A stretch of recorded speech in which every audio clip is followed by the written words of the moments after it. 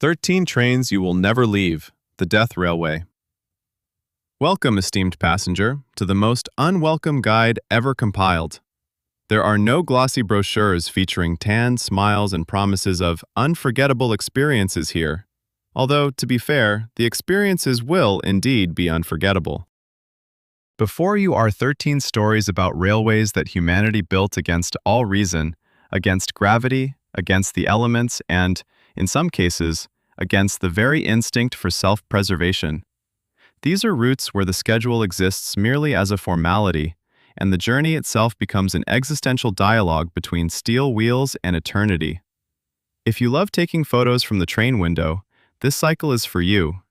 If you enjoy looking at those photos later, read especially carefully. Please give us a thumbs up and leave a comment. Would you have bought a ticket for any of these routes? An honest answer counts. Now, let us embark.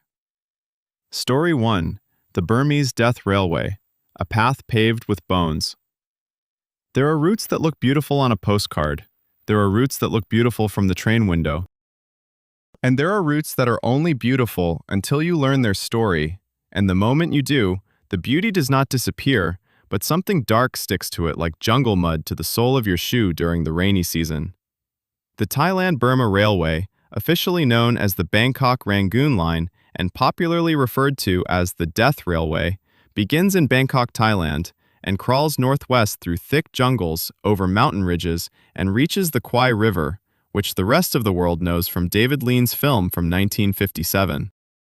The bridge over the River Kwai is one of those cinematic icons that tourists photograph with pleased expressions, not entirely realizing they are capturing a monument to one of the most monstrous construction adventures in human history. Imagine the following scene: dense, humid air, so saturated with vapors that it feels as if you are breathing through a damp cloth. Above you lies an endless green canopy of teak trees, bamboo, and vines, through which almost no sunlight penetrates. Underfoot, the earth is a reddish color, so intense that at first you mistake it for something else. The air smells of decay, flowers, and something metallic sweet that defies precise definition. Through these jungles runs a railway, 415 kilometers of track laid with inhuman speed from 1942 to 1943. 15 months, 415 kilometers across one of the most impenetrable landscapes in Southeast Asia. The Imperial Japanese Army needed to supply its troops in Burma, and the sea route was blocked by Allied forces. The solution seemed logical to those who did not consider human lives as something significant. To lay a railway through the jungle, using the labor of Allied prisoners of war and forcibly mobilized workers from Malaya, Burma, and Thailand. Thus began one of the darkest engineering projects of the 20th century. To understand the scale of the task, one must envision the geography of the route. The railway crosses 4 mountain ranges and traverses the River Kwai twice, and that's just the major crossings, not counting dozens of smaller water obstacles. It passes through what is known as the Hellfire Pass, where workers had to carve tunnels and embankments directly into solid rock. The height of some of the embankments reaches 18 meters. Viaducts span gorges with depths of 30 meters. All this was built without heavy machinery, only manually, using picks and shovels, through the sheer muscle power of people who were fed a handful of rice per day. Construction was carried out in 3 shifts, around the clock, under conditions that are difficult to describe without the text becoming a medical report. Tropical diseases swept through the workers with industrial efficiency: cholera, malaria, dysentery, and tropical ulcers. The latter was particularly terrifying in the jungle. A small scrape from a tool could turn into a limb-consuming wound within days. Medical assistance was nearly non-existent. There were no medicines. Only speedo, as the prisoners of war referred to the order to accelerate the pace of construction, which grew more insistent from Japanese overseers as the deadline approached. The final figure, which historians mention cautiously, since no proper records were kept, amounts to between 90,000 and 180,000 deaths among Asian workers and around 12,000 prisoners of war from the Allied armies. This means that for every 2 kilometers of track, 1 European prisoner of war lost their life, and that's just according to official data. If we include Asian workers, the situation becomes even grimmer.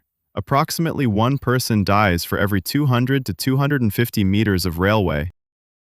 The project's engineering insanity lay not only in its speed but in the quality as well, or rather, its complete absence.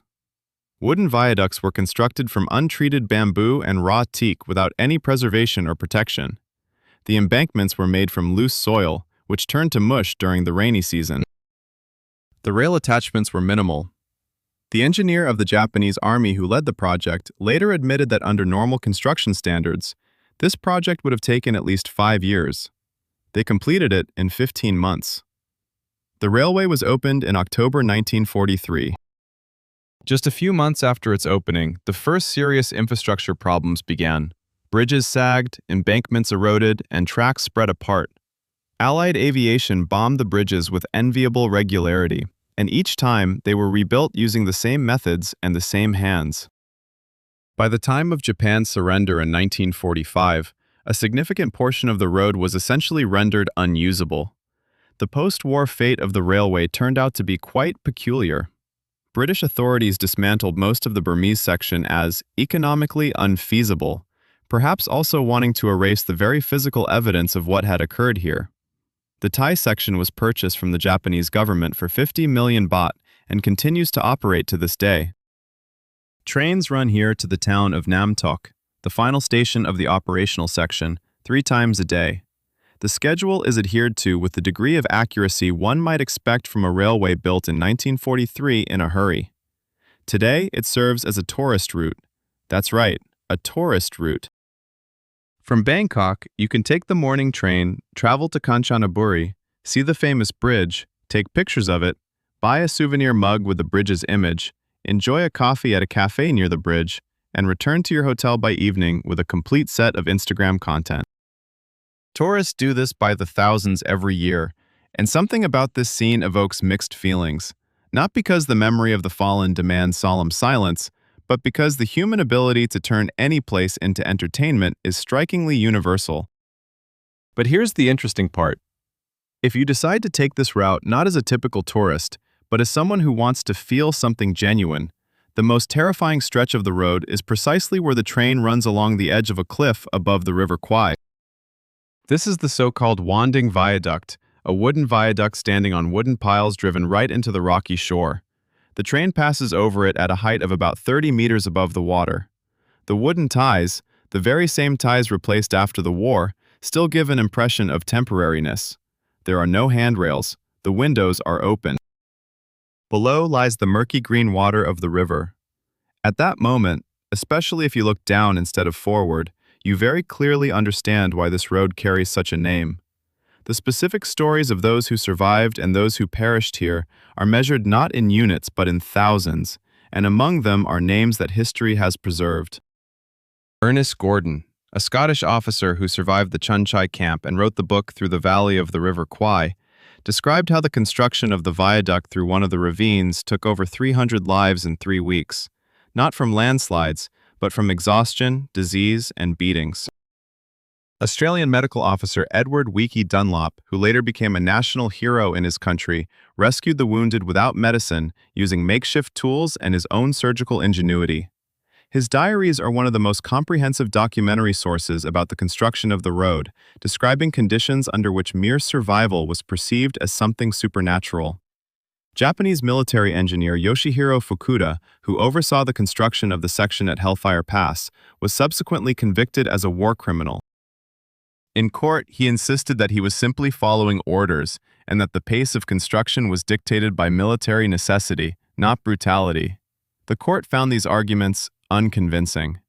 Fukuda was executed in 1947. The Road of Death today is a curious hybrid of a memorial and an amusement, and this duality doesn't fade away, no matter how many perspectives you view it from.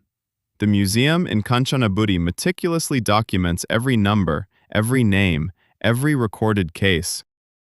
Just a few kilometers from the museum is a cafe overlooking the bridge with a menu in 12 languages.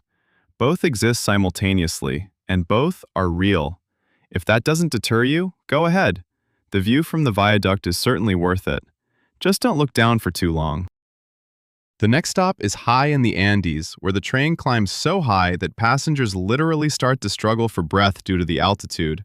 The Peruvian Central Railway awaits you, And it intends to take something from you in exchange for the mountain view. That something is oxygen. Story 2. The Peruvian Central Railway, where the air runs out before the journey does. There are things that people do against all logic, and these are the very things that later become regarded as the greatest achievements of civilization: constructing the pyramids, flying to the moon. Laying a railway through the Andes at an altitude of nearly 5,000 meters above sea level in the late 19th century, a time when the very phrase altitude sickness had yet to enter the medical lexicon, and the only way to test if a person could survive at such heights was to send them up there and see what happened. Ferrocarril Central Andino, the Central Andean Railway of Peru, connects the country's capital, Lima, with the mountain town of Huancayo and is one of the highest railways on the planet. At its peak, at the Ticlio Pass, the railway reaches 4,818 meters above sea level. For comparison, Mont Blanc, the highest peak in the Alps, stands at 4,807 meters. This means that at its highest point, the Peruvian train travels higher than the summit of Europe's main mountain. Passengers sit in the carriages, looking out the windows, and, if they are lucky, they don't lose consciousness. Let's start with why anyone would even think of building a railway here. In the 1860s, Peru was experiencing a silver and copper boom. The mountainous regions of the country were rich in ore that needed to be transported to Pacific ports. Mules managed, but they were slow and costly. A railway seemed like the obvious solution, if one overlooked the fact that between Lima, located nearly at sea level, and the mining regions lay one of the most dramatic mountain terrains on the planet.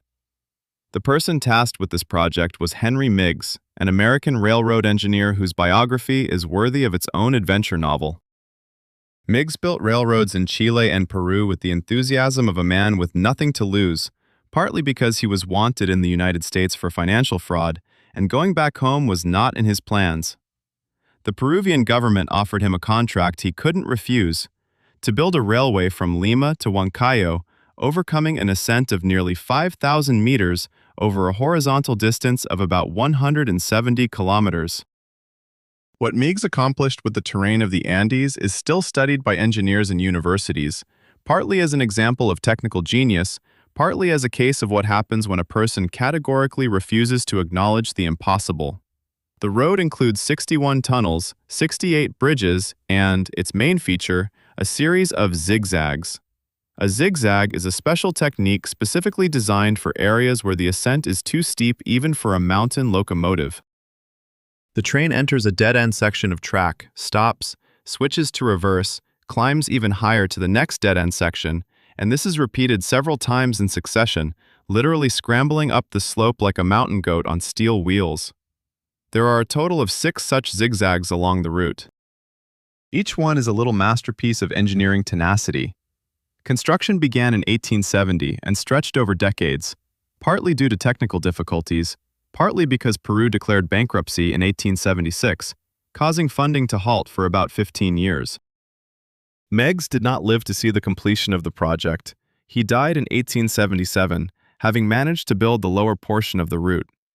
His work was continued by Polish engineer Ernest Malinowski, who had developed the technical design of the entire route even before Meigs. But for some reason, it was the American adventurer who made it into history, not the Polish meticulous planner whose calculations made the entire project possible. The work was mainly carried out by Chinese laborers and Peruvian indigenous people. Working conditions, especially at high-altitude sections, were horrific. Altitude sickness was not recognized as a medical issue. Workers who fainted or complained of headaches and nosebleeds were simply considered weaklings. Historians still argue about how many people perished during construction. Estimates range from several hundred to several thousand. No accurate records were kept, especially concerning the lives of those whom 19th century society deemed unworthy of counting. The railway was finally completed and opened to regular traffic in 1908. This was nearly 40 years after construction began. By that time, the silver boom had long since ended, but copper mines were still operational, and the railway immediately became an economically significant artery of the country. Now, let's talk about what happens to you if you board this train today. The modern passenger train departs from Lima once a week, on Fridays at 7 in the morning. The distance to Huancayo is about 333 kilometers. Travel time is 12 hours. This results in an average speed of around 28 kilometers per hour. And this isn't because the train is old or sluggish, it's simply because the track literally doesn't allow for faster travel. Every turn, every zigzag, every bridge requires reducing speed to a pedestrian pace. For the first 2 hours of the journey, everything is wonderful. Lima fades into the background as the train gains altitude, and the windows reveal increasingly dramatic views. First the ochre-colored foothills, then the gray-green slopes, and higher up, the piercing blue sky over bare rocks. The sight is truly breathtaking, literally. At an altitude of approximately 3,500 meters, many passengers begin to notice something strange, a slight headache, easily dismissed as motion sickness. A rapid heartbeat feels as though it's just due to excitement from the beauty of the landscape. There's a bit of nausea, mild dizziness. This is soroche, a local term for altitude sickness, also known as puna in the Andes, or simply altitude sickness among travelers worldwide. At heights above 3,000 meters, the air pressure drops so much that each breath contains about 30% less oxygen than at sea level. The body reacts to this in different ways. Some people experience mild and tolerable symptoms, while others quickly develop acute forms. Acute altitude sickness is a serious matter. Severe headaches, vomiting, loss of coordination. In the most severe cases, brain or lung swelling can develop, which without medical assistance can lead to death within a few hours. That's precisely why there is a nurse on the train. This is not a marketing gimmick or an overcautious measure. It is a necessity. On every journey, a medical professional with oxygen tanks and a supply of essential medications moves through the cars, looking out for passengers who are feeling unwell. According to statistics collected by the railway company, about 40% of passengers experience mild altitude sickness symptoms. Medical assistance is required by roughly 1 in 20. History remembers a few cases where trips ended tragically. In 1998, an American tourist from Denver, a 52-year-old man who considered himself physically healthy and had specifically prepared for the trip, died of acute lung edema between the Ticlio and Galera stations. The doctor noted that the ascent had been too rapid for his body. The train climbs to 4,000 meters in about 6 hours, while mountaineers recommend acclimatizing for several days for every 500 meters of altitude gain. In 1989, a Japanese tour group of 23 people was urgently evacuated from the Galera station after 8 members of the group simultaneously developed symptoms of acute altitude sickness, with 2 of them in critical condition. But the most surprising part is not that people sometimes die on this route. The most astonishing thing is that the locals, who take this train to visit relatives or go to the market, appear completely unperturbed. Elderly women in brightly layered skirts nap by the window. Children eat sandwiches. Men read newspapers. No oxygen, no signs of discomfort. Just an ordinary trip from city to city. This is called natural acclimatization. People who have grown up at high altitudes have larger lung capacity, increased hemoglobin levels in their blood, and hearts adapted to function under conditions of oxygen deficiency. They are literally physiologically different people. For a tourist arriving in Lima from Europe or North America, there is no such adaptation. There are only 2 pieces of advice shared by experienced travelers. First, spend at least 2 days in Lima before the journey to acclimatize slightly at an altitude of 150 meters. Second, bring coca leaves, a traditional Andean remedy for altitude sickness that locals have chewed since time immemorial. Coca leaves contain a small amount of alkaloids that dilate blood vessels and somewhat alleviate symptoms. It's not a very strong remedy, but it is better than nothing, and it is legal in Peru, unlike processed products from the same plant that are popular in quite different contexts. The Galera Tunnel, the highest point of the route located just below the Ticlio Pass, is about 1 kilometer long. When the train enters it, the piercing blue sky and the white snowy caps on neighboring peaks remain outside. Inside the tunnel, it's dark and cold. Even in summer, the temperature doesn't rise above 0, and it smells of dampness and soot. At the opposite end of the tunnel, the train emerges onto the Altiplano, a flat, treeless expanse buffeted by icy winds at an altitude of nearly 5,000 meters. The sky here seems closer than usual, and that's not a metaphor, it's a physical reality. The atmosphere above you is thinner, the air is clearer, and ultraviolet radiation is more intense. A sunburn at this altitude can occur in just 20 minutes at any time of year. The remaining 6 hours of the journey to Huancayo sees the train gradually descending from the plateau into the valley of the Montado River. And this descent, after what has been experienced, feels like a return to life. The air becomes denser, vegetation emerges, then trees, then fields of eucalyptus and green hills. By the time the train arrives in Huancayo, most passengers are already quite functional and ready for dinner. The route is operational today, and the flow of tourists remains steady. It is one of those routes that appear in all rankings of the most scenic train journeys in the world, alongside the Trans-Siberian Express and Norway's Flam Railway. The difference is that on the Trans-Siberian you risk only boredom, while on the Central Andean route there is a real risk of fainting from a lack of oxygen. This, upon reflection, makes the views outside the window significantly more valuable. When you are uncertain if you will make it to the end, you look at every bend in the road differently. We have ascended to the heavens. Now we will descend into the heart of the tropics, where the train goes not up, but forward, through the jungles of the Congo, which have long decided that no railroad has the right to cross through them. The next story is about a route that Joseph Conrad would have described as Heart of Darkness, but with a schedule. More accurately, without it. Story 3. The Congo Railway, where the jungle devours the schedule. Joseph Conrad sailed on the Congo River in 1900 on a steamboat, and what he witnessed became Heart of Darkness, one of the darkest books in the history of world literature.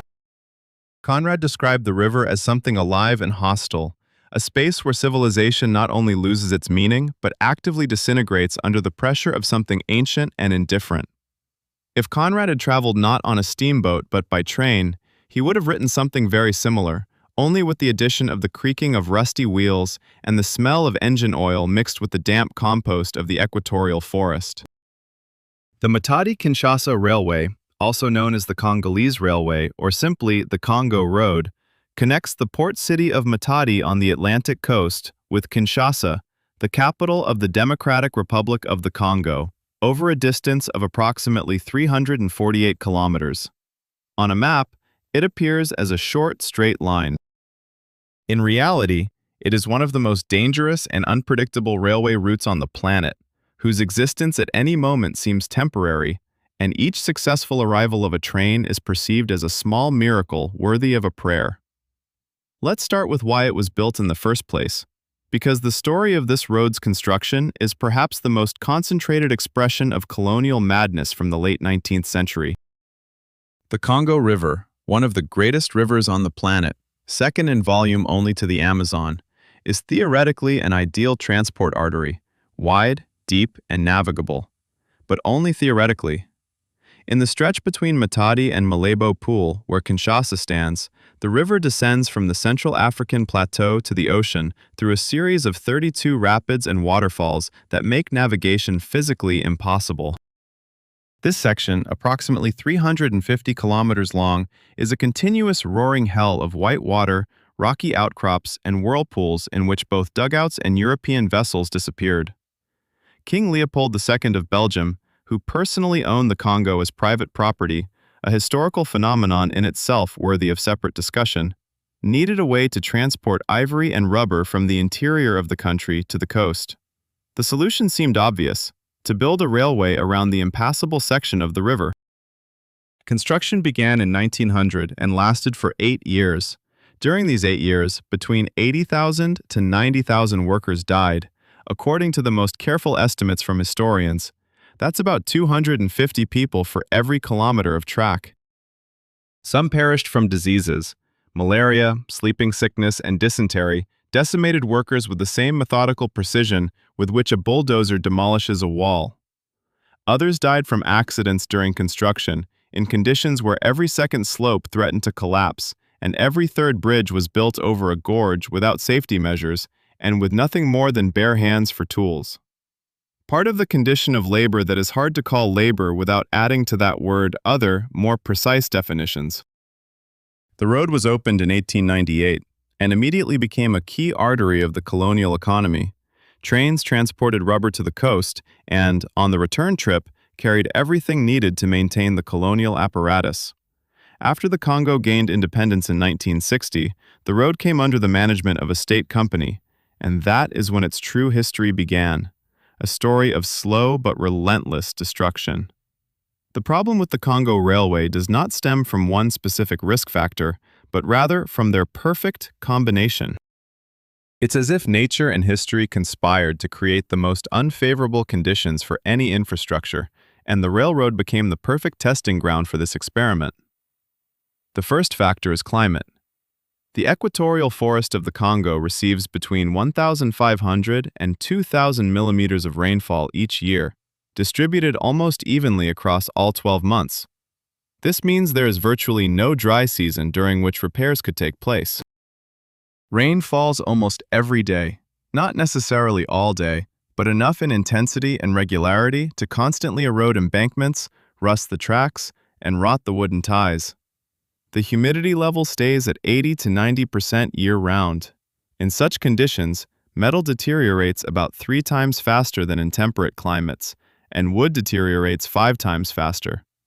The second factor is the terrain. The route runs along the edge of the Central African Plateau, which drops to the coast in a series of steep cliffs. This means constant inclines and declines, numerous bridges over ravines and deep gullies carved by rivers. Each bridge is a separate story. They were built in different eras, from different materials to different standards. Some bridges remember Belgian engineers from the end of the 19th century. Some recall Chinese contractors from the 2000s who attempted to modernize the infrastructure as part of an aid program. And some, this is the most troubling, only remember local repairmen who fixed them with whatever materials were at hand. The third factor is funding, or rather the complete absence of it. The state railway company ONATRA worked for decades under chronic underfunding, political instability, and corruption. Money allocated for maintaining the tracks often disappeared before it reached the repair crews. Spare parts were not ordered. Scheduled maintenance was not performed. By the end of the 90s, a significant portion of the rolling stock resembled scrap metal on wheels. It is in this context that the specific disasters occurring on this route should be understood. In February 1998, a passenger train traveling from Matadi to Kinshasa derailed on a bridge over a ravine in the Ngombe area, approximately halfway through the route. The official reason? A fault in the rail fastening, which had not been replaced since the mid-80s.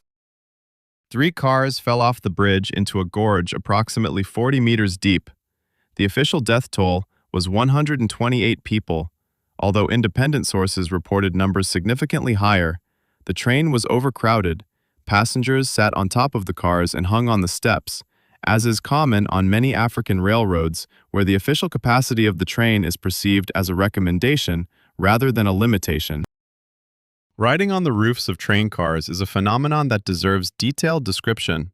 In Congo, as in many other countries where train tickets are unaffordable for most of the population and there are no alternative means of transportation, people travel as they can. The official capacity may be 400 passengers. The actual load is 1,200, 1,500, and on holidays even more. People sit in the aisles, stand on the steps, and settle on the roofs of the cars. On the roofs they carry livestock, chickens in baskets, goats on ropes. They transport goods, bags of cassava, bundles of firewood, plastic canisters. The train becomes a moving marketplace, a village on wheels, a vertical Tower of Babel of human bodies and possessions. In 1989, during a period of relative stability under Mobutu's regime, an accident occurred on the route that surpassed the tragedy of '98 in scale. A freight train, which experienced brake failure as it descended before the bridge over the Lufimi River, sped up to a velocity where the rails could no longer support the wheels. The derailment happened right on the bridge. How many people were on that train is unknown. Officially, it was a freight train, but in reality, most freight trains in Congo carry people alongside cargo since passenger services are irregular. Official statistics recorded 73 fatalities. Local witnesses spoke of several hundred. The atmosphere of the journey, if you do find yourself on this route, deserves separate description. The train departs from Matadi without any fixed schedule. More accurately, a schedule exists, but is viewed by all parties involved as a work of fiction. The actual departure time depends on many factors: the readiness of the locomotive, the availability of a driver, the number of passengers, the time of day, and, according to some testimonies, the mood of the station master. Waiting can take an hour, or it can take a day. When the train finally departs, the first few kilometers go through the port districts of Matadi, a chaotic jumble of warehouses, markets, and living quarters where the railway tracks are literally woven into the street network, and the train moves through the crowd at a pedestrian pace, honking at every intersection. Then comes the ascent to the plateau, where the terrain changes sharply. The foothills of the Crystal Mountains rise like a wall, the jungle thickens, and the road becomes steeper. The creaking of metal intensifies at every turn. By the middle of the route, the jungle completely takes over. Trees on both sides of the path close in above, creating a green tunnel through which light struggles to filter.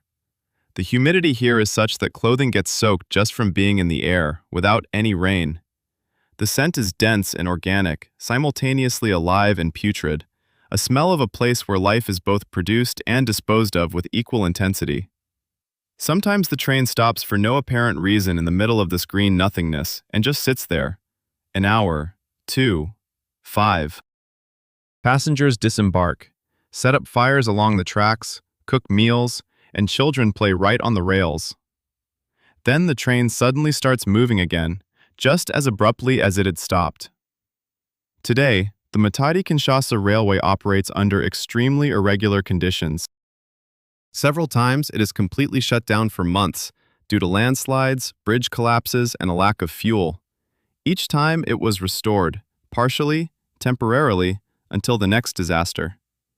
This is a railway that exists not because someone maintains it, but because it is needed by too many people to die completely. If Joseph Conrad's Heart of Darkness serves as a metaphor for what happens to a person away from civilization, then the railway in Congo is a literal illustration of the same thesis. Here, civilization does not disappear. It arrives in the form of a rusty locomotive and departs, leaving behind a few hundred meters of repaired track and a promise to return. The jungle patiently waits. From the humid darkness of equatorial Africa, we shift to the other side of the planet, where instead of humidity, there is ice, instead of jungles, there is tundra, and where the railway was built not against nature, but in collaboration with it, resulting in an even more daunting situation. Chapter 4. The Norilsk Railway. Tracks laid on the bones of permafrost. There are places on the planet where nature seems to have deliberately put up a sign that reads, "No entry for humans," and it didn't need words, just temperatures of -50 degrees, a polar night lasting 2 months, and soil frozen to a depth of 1.5 kilometers that shows no sign of thawing. Norilsk is one of those places.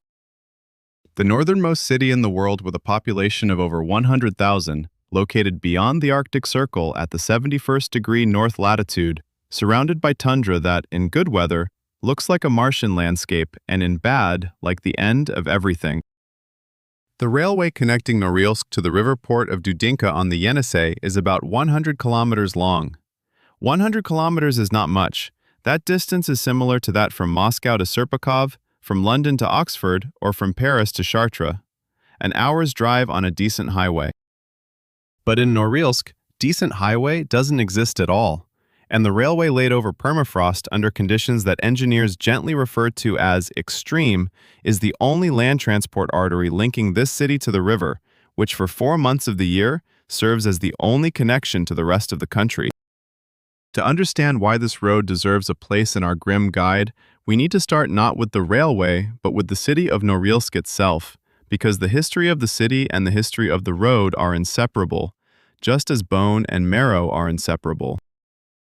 Norilsk was founded as an industrial complex in the 30s of the 20th century on the site of some of the richest deposits of nickel, copper, cobalt, and platinum group metals in the world. The Soviet government needed metals. There was nothing nearby, no roads, no housing, no infrastructure, and no people who would willingly agree to go there. The solution, as was typical of that era, was to bring people in forcibly. The Norilsk Corrective Labor Camp, Norilsk, was established in 1935, and for 18 years was one of the largest camps in the Gulag system. It is estimated that between 500,000 and 700,000 people passed through it.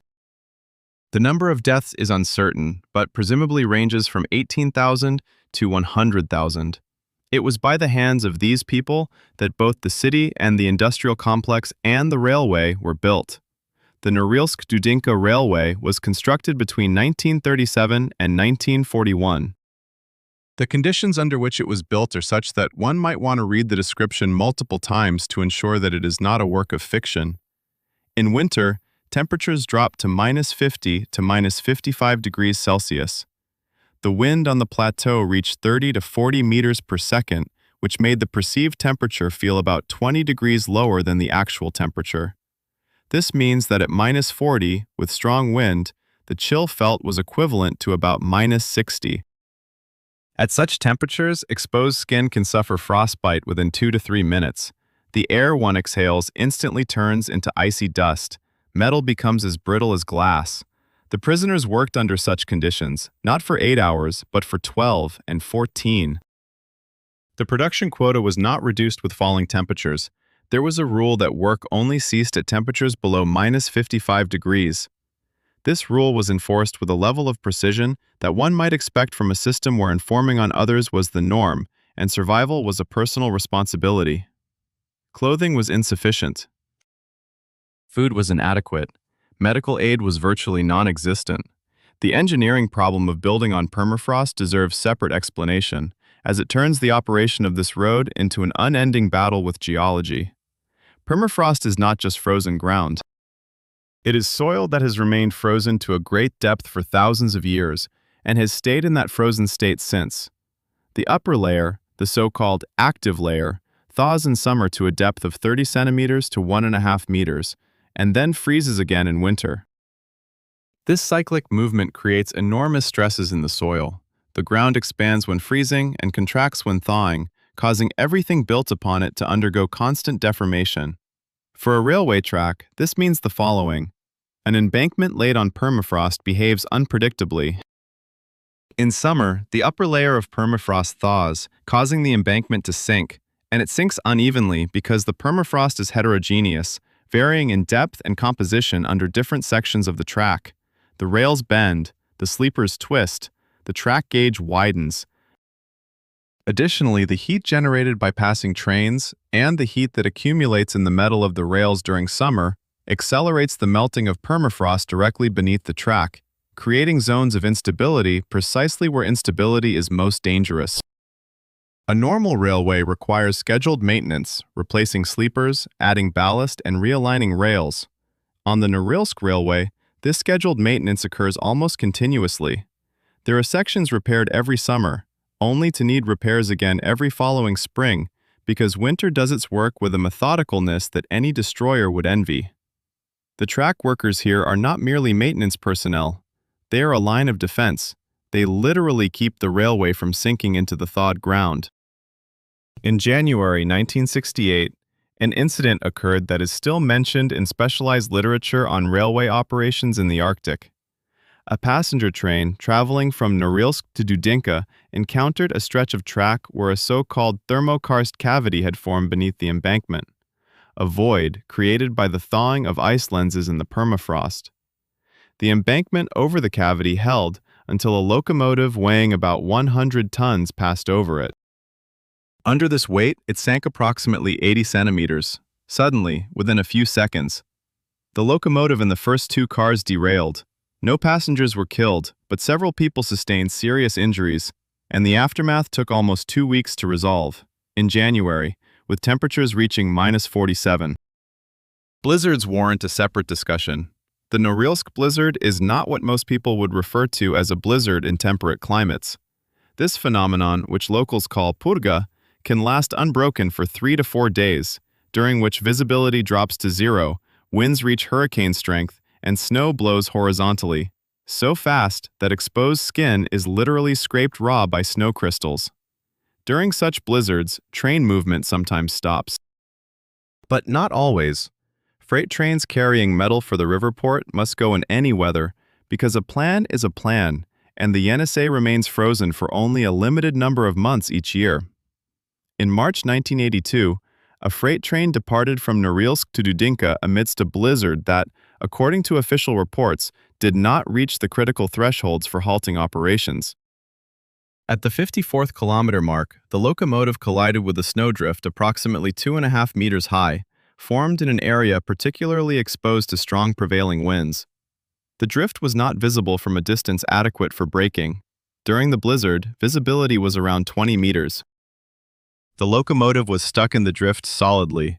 The crew of 3, the engineer and 2 assistants, found themselves trapped in the cabin with an outside temperature of -51 degrees. Communication was non-existent. The antenna had been knocked down. The rescue team arrived at the train only after 19 hours. All 3 survived, solely because the locomotive was operational and provided warmth. Today, the Norilsk Railway still operates and is owned by Norilsk Nickel, a mining company that owns virtually everything in Norilsk, including the city itself in some sense. It is a closed city. Entry for foreign citizens requires special permission from the FSB, which is granted extremely rarely. There is no tourist traffic, not because the authorities are hiding something specific, but because Norilsk lacks the tourist infrastructure. There's no point in coming here without a specific purpose, and the very idea of tourism in Norilsk is met by locals with the unique expression reserved for obvious absurdities. There is passenger service between Norilsk and Dudinka, 1 trip per day, a carriage attached to a freight train. The passengers are primarily factory workers and their families, people heading to the port to meet relatives or send cargo. No one travels there for the scenery, although the landscapes, it must be acknowledged, exist and are beautiful in their own right. The endless white tundra, the lavender sky of polar twilight, and sometimes the northern lights, which can be seen about 80 nights a year. The beauty here is real and unquestionable. It simply does not concern itself with whether you will survive while admiring it. Smoke constantly hangs over Norilsk, a brownish-yellow haze, smelling of sulfur, emitted by the copper smelting plants. According to environmental organizations, Norilsk ranks among the 10 most polluted cities on the planet. The snow here is sometimes black, not from dirt but from soot. The trees around the factories are dead, scorched by acid rain. This is a city that, in its existence, negates any notions of what is acceptable regarding human living conditions. And the railway is a part of this same world, functional, indispensable, inconvenient, and dangerous, just as dangerous as everything around it. The ghosts of Norilsk have not gone anywhere. They have simply become part of the landscape. Crosses on the hills above the city, plaques with names on the walls. A memory that no one particularly tries to preserve, but which persists on its own, because the permafrost, unlike people, forgets nothing. It holds everything that has fallen into it, and returns it only when it decides it is time. We leave the Arctic gloom and head to where there is no cold at all, but instead there are mountains, heights, chasms, and a train that climbs them with tenacity worthy of a better purpose. The Indian Mountain Railway of Darjeeling is a route so old that the rails themselves seem to remember the British Crown, and it awaits us in the next chapter. Story 5. The Darjeeling Himalayan Railway, a toy train on the edge of a cliff. There are railways that intimidate with their power, heavy trains rumbling through tunnels at speeds of 150 kilometers per hour. Then there are railways that frighten in a completely different way, with their small size, their obvious lack of seriousness, and their categorical mismatch with the terrain they traverse. The Darjeeling Himalayan Railway falls into the second category, and it's this lack of seriousness that makes it one of the most treacherous routes on our list. The locals call it the toy train. This nickname came about not by chance. The track gauge measures 610 millimeters, less than half of a standard European gauge. The locomotive is about the size of a large car. The carriages are so low that an average height adult cannot stand up straight. The maximum speed is 30 kilometers per hour, with a real average speed of around 15. The train is so small and so slow that locals sometimes jump on and off while it's moving, simply because walking and traveling on this train takes about the same amount of time. This toy train climbs from the city of Siliguri at an altitude of about 100 meters above sea level to Darjeeling at an altitude of 2,150 meters, through the slopes of the Himalayas, across lush tea plantations, through fogs and clouds, along the edges of cliffs that drop hundreds of meters below. The straight line distance is about 88 kilometers. The actual length of the route is also around 88 kilometers, but this is due to the road winding so intensely that its horizontal projection almost matches the actual length. The travel time is 7 to 8 hours, in good weather. The history of this road begins in 1878, when British colonial administrator Franklin Prestwich proposed linking the plains of Siliguri to the mountainous Darjeeling, the center of tea production, which by that time had already been supplying the fragrant beverage to the entire British Empire. The idea was received with enthusiasm and realized with the calm British confidence with which the Victorian era approached all seemingly impossible tasks. If it's needed, it will be done, and there's no point in panicking over those Himalayas. Construction took 2 years and was completed in 1881, phenomenally fast for such a challenging terrain. The engineering solution that allowed the road to be laid without tunnels and with minimal viaducts involved loops and zigzags, the same techniques used on the Central Andean Railway in Peru, only here there are 6 loops and 5 zigzags over 88 kilometers of track. A loop is where the road makes a full circle, literally passing over itself as it gains altitude. Zigzag refers to when a train enters a dead end, shifts into reverse, and continues its ascent in the opposite direction. The gum loop, the most famous of all, forms a complete ring with a diameter of about 100 meters, where the track rises above itself by roughly 9 meters. From a helicopter's view, it appears as a perfectly neat spiral set within tea plantations. From the window of a carriage, it looks like that moment when you realize the train is making a 360-degree turn, allowing you to see the spot you were just 5 minutes ago, now situated below you. The technical condition of the railway is a separate chapter in the tale of engineering optimism. The infrastructure was built in the 1880s of the 19th century. Since then, it has been modernized, but modernized in the way things typically are when funds are scarce and ambitions high, selectively, partially, while retaining a great number of original elements. Some steam locomotives on this route are genuine Class B steam engines from the late 19th to early 20th century, still operating on coal. UNESCO included the railway in the World Heritage List in 1999, partly for this reason, for being preserved in a nearly pristine state. From a heritage standpoint, this is wonderful. From a safety standpoint, it's somewhat less straightforward. The main threat on this route isn't the aging equipment or the steepness of the slopes themselves. The primary danger arises from the railway passing directly through residential neighborhoods of several towns and villages, literally running along streets, between houses, and close to shops and cafes. In Darjeeling, the railway track runs along the main street, and this is no metaphor. The rails are embedded in the asphalt of the urban street, which is shared by cars, motorcycles, pedestrians, cows, and vendors with carts. The train moves through this chaos at the speed of a pedestrian, continuously honking. The distance from the side of the carriage to a shop window can sometimes be as little as 30 centimeters. This creates a specific type of danger, unusual for other routes on our list. Here, you won't suffer from altitude sickness or be swept away by a landslide. You could be hit by your own train. If you zone out while exiting at an unauthorized spot, or if you find yourself on the tracks just as the train passes by while you're admiring a storefront.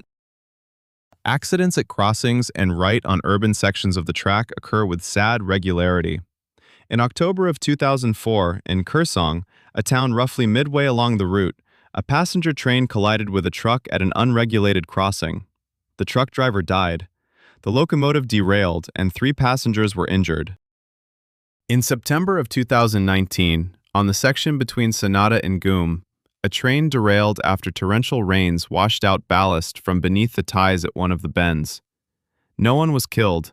The train was moving slowly, and the cars simply toppled over on their sides on the slope, without falling into the abyss. But the cliff was nearby, just a few meters from the derailment site. The rainy season, from June to September, is the period of maximum danger on this route. Darjeeling receives around 3,000 millimeters of precipitation each year, most of which falls during these 4 months. The rains here are not what residents of temperate climates would call rain. They are walls of water crashing down on the mountainsides with such intensity that within a few hours they can completely wash away a road, carry off a bridge, or shift a section of the slope the size of an apartment building. Landslides in the Darjeeling area are not exceptional events. They are the seasonal norm. Each year, several sections of the track are damaged, sometimes severely. In August 1993, a landslide hit the section of the track between Tingri and Mahanadi at night. There were no passenger trains at that time, which saved many lives.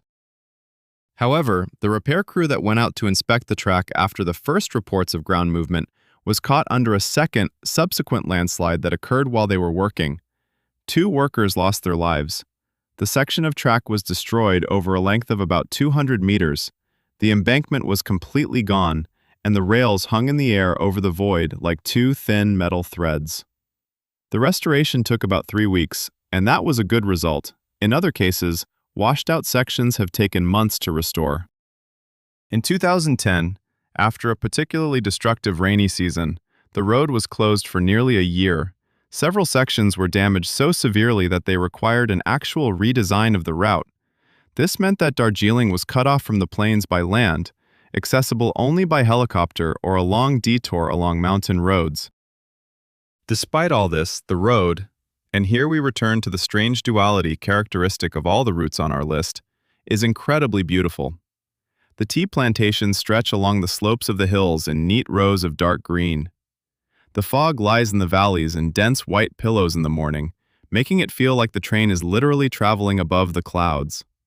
The view of Kanchenjunga, the 3rd highest peak in the world, on a clear day. A white summit against the blue sky, entirely unreal in its monumentality. Small stations with names that sound like stanzas from a poem. Gum, Jorbanglo, Sonata, Kursong. At the Gum station, the highest point on the route, at an altitude of 2,257 meters, there is a small museum of steam locomotives. There stand locomotives built in Manchester in the early 20th century, looking as if they have just rolled out of the depot, polished and well-maintained, with brass details that gleam even in the dull Himalayan light.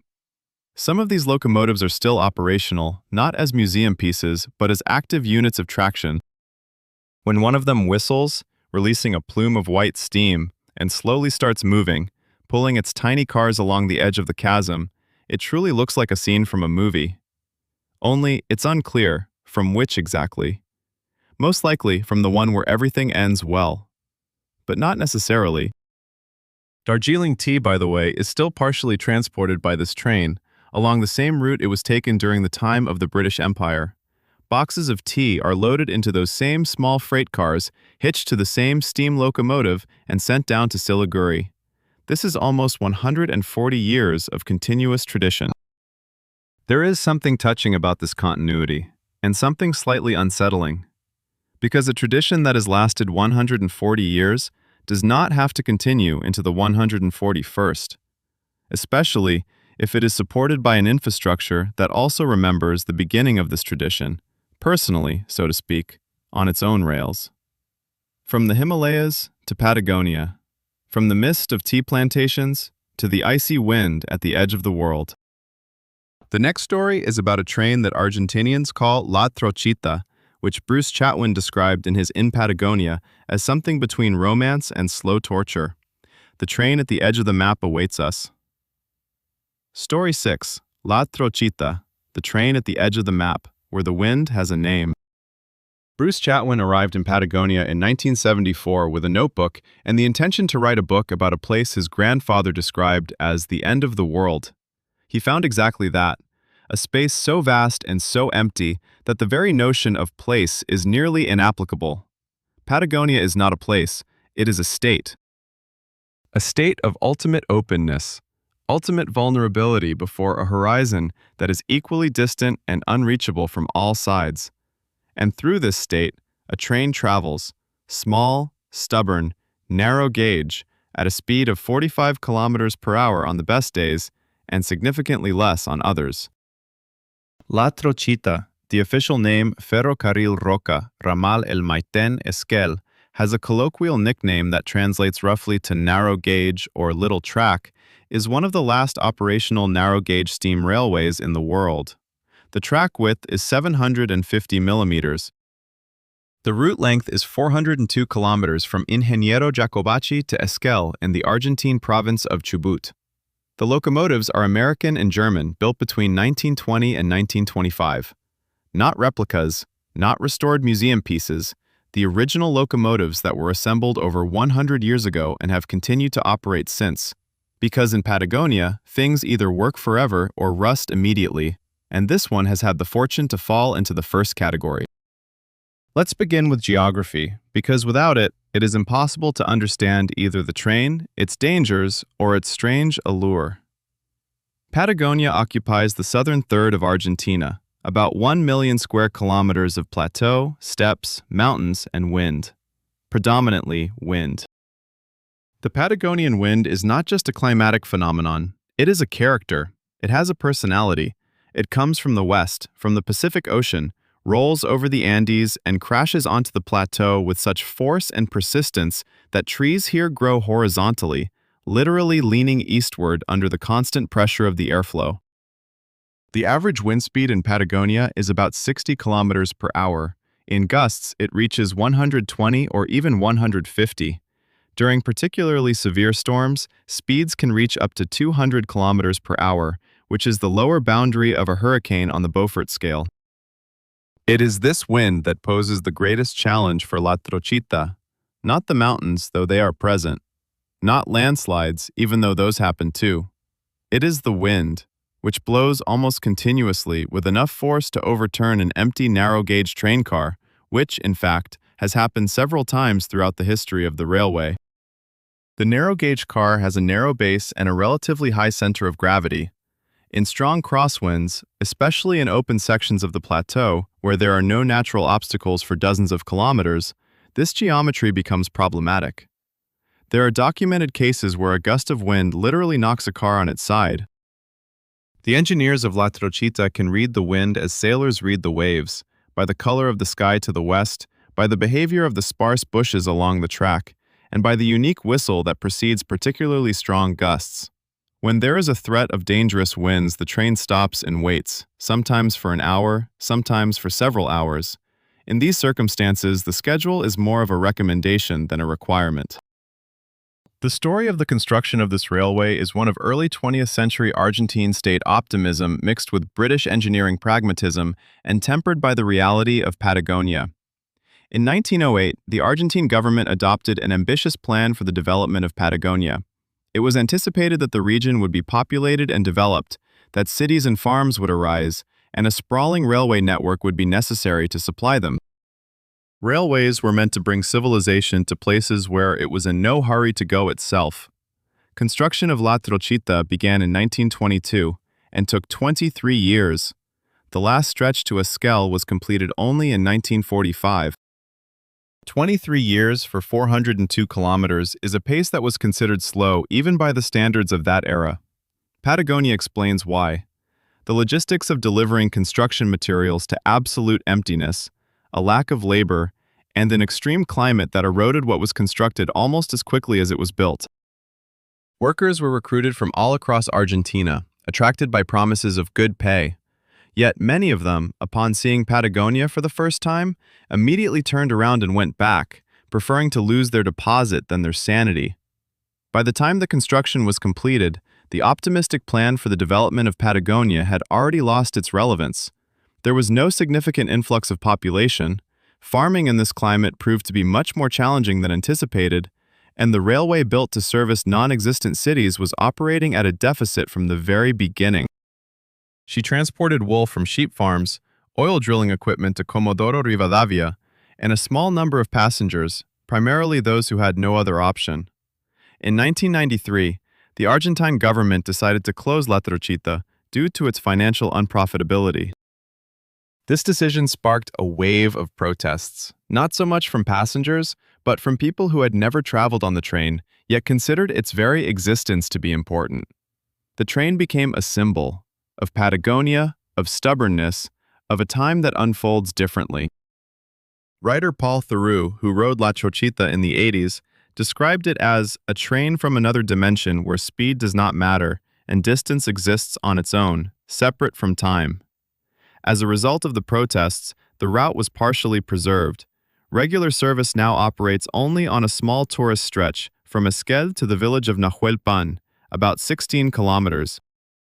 The rest of the line is used sporadically, mainly for special trips. However, it is on the regularly operating stretch that events occur which make La Trochita worthy of our list.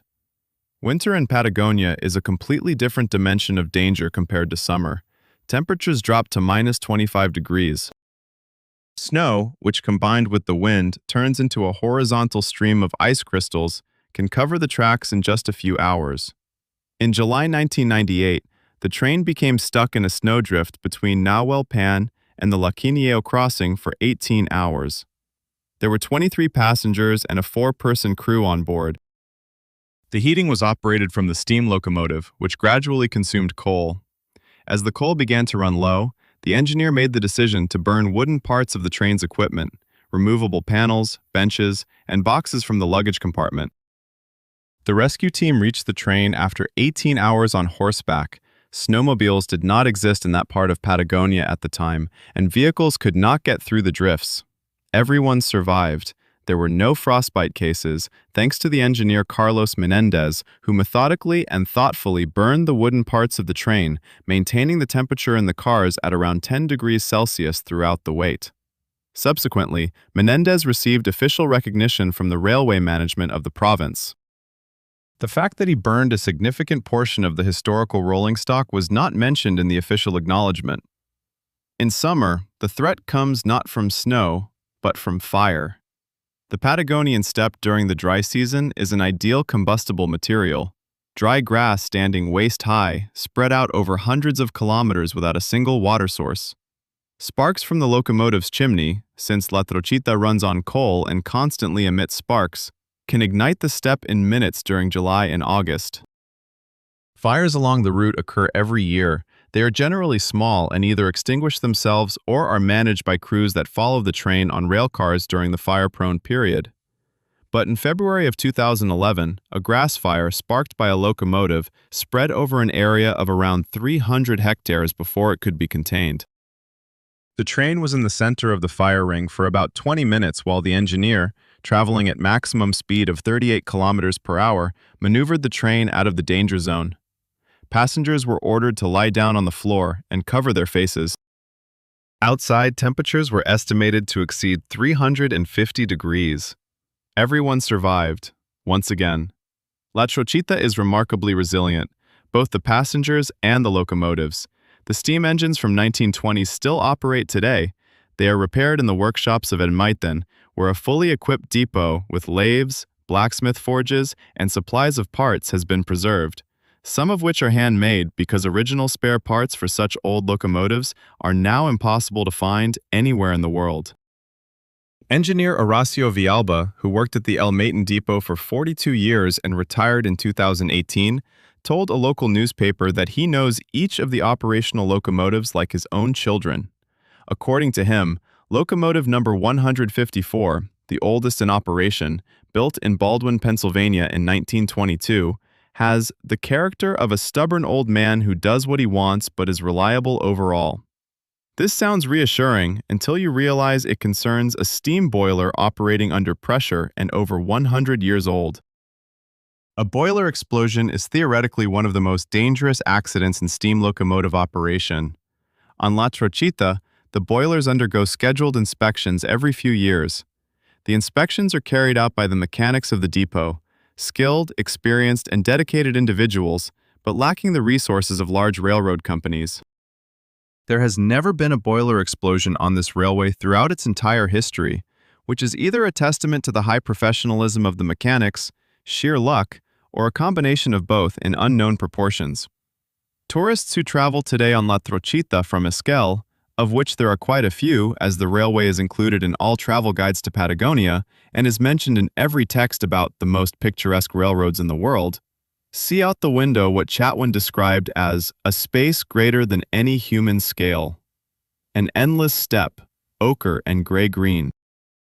Distant Andes to the west, snow-capped peaks above purple foothills, condors soaring above the train with an expression as if they are judging it from a culinary perspective, lonely estancias, farms, that appear on the horizon every few hours and vanish again like a mirage.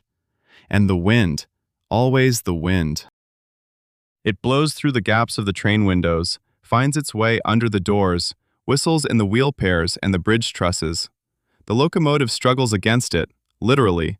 Against the strong western wind, the train's speed drops from 40 to 20 kilometers per hour, and coal consumption doubles. The wind here is neither background noise nor atmosphere. It is a participant in the movement, equal and not always benevolent. This is exactly why La Trochita is on this list, not because it often causes fatalities, but because it serves as a reminder of how little it takes for a small steam locomotive from 1920, traversing the edge of the Patagonian Plateau in wind gusts of 8 on the Beaufort scale, to transform from a picturesque journey into something entirely different. The boundary between these two states is thinner here than it seems from a postcard. From Patagonia to the other side of the planet, to India, where there is a railway defined not by climate or terrain, but by the very nature of human congregation. The next story is about the trains of Mumbai, which transport so many people every day that simple mathematics turns each trip into a statistical adventure. Welcome to the busiest suburban railway network on the planet. Story 7. Mumbai Suburban Trains, the Mathematics of Death on the Rails. There is a type of danger that is intuitively understood. A cliff, an avalanche, a hurricane. You see the threat, and your brain, honed by millions of years of evolution, immediately signals danger. Run, hide, don't get on that train. But there is another kind of danger, statistical, invisible, dissolved in numbers and probabilities. A danger that doesn't look like danger, because there are thousands of people around you who do the same thing every day and survive, most of them. The suburban railway network of Mumbai embodies this second type of danger in its most concentrated form on planet Earth. Mumbai is a city with a population of about 20 million people, stretched along a narrow peninsula approximately 60 kilometers long and 3 to 18 kilometers wide. This geography, elongated, squeezed by water on 3 sides, defines everything: the layout of the city, the nature of its transport, and the character of its daily madness. People live in the northern part of the peninsula, where land is cheaper, and work in the south, where the business districts are concentrated. The distance is 40 to 50 kilometers one way. There are no alternatives to mass transport. The roads have long been overloaded beyond any limits, and the metro is under construction, but it currently covers only a small portion of routes. The train remains. 3 suburban lines in Mumbai, Western, Central, and Harbour, carry around 7.5 million passengers each day. For comparison, this is roughly the entire population of Switzerland traveling on the city's rails daily. The London Underground, one of the busiest in Europe, transports about 5 million passengers per day, and is considered overcrowded. The Moscow Metro handles approximately 9 million, but Moscow is vastly larger in area. Mumbai's suburban network, spanning around 450 kilometers, with peak traffic intensity allowing trains to run every 2 to 3 minutes, is widely acknowledged by transport experts to be the most congested railway system on the planet per kilometer of track. What happens to the human body under such stress, in a literal physical sense? During peak hours, a train car is designed to accommodate around 250 passengers seated and standing comfortably. The actual number of people in the car during rush hour ranges from 500 to 600.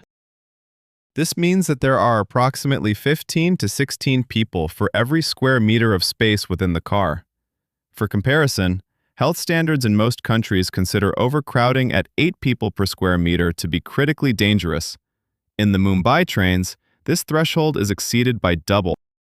At such density of human bodies in the car, temperatures develop that in the summer months, from March to June, when the heat reaches 40 degrees with 90% humidity, can approach 50 degrees Celsius, not outside, but inside the train.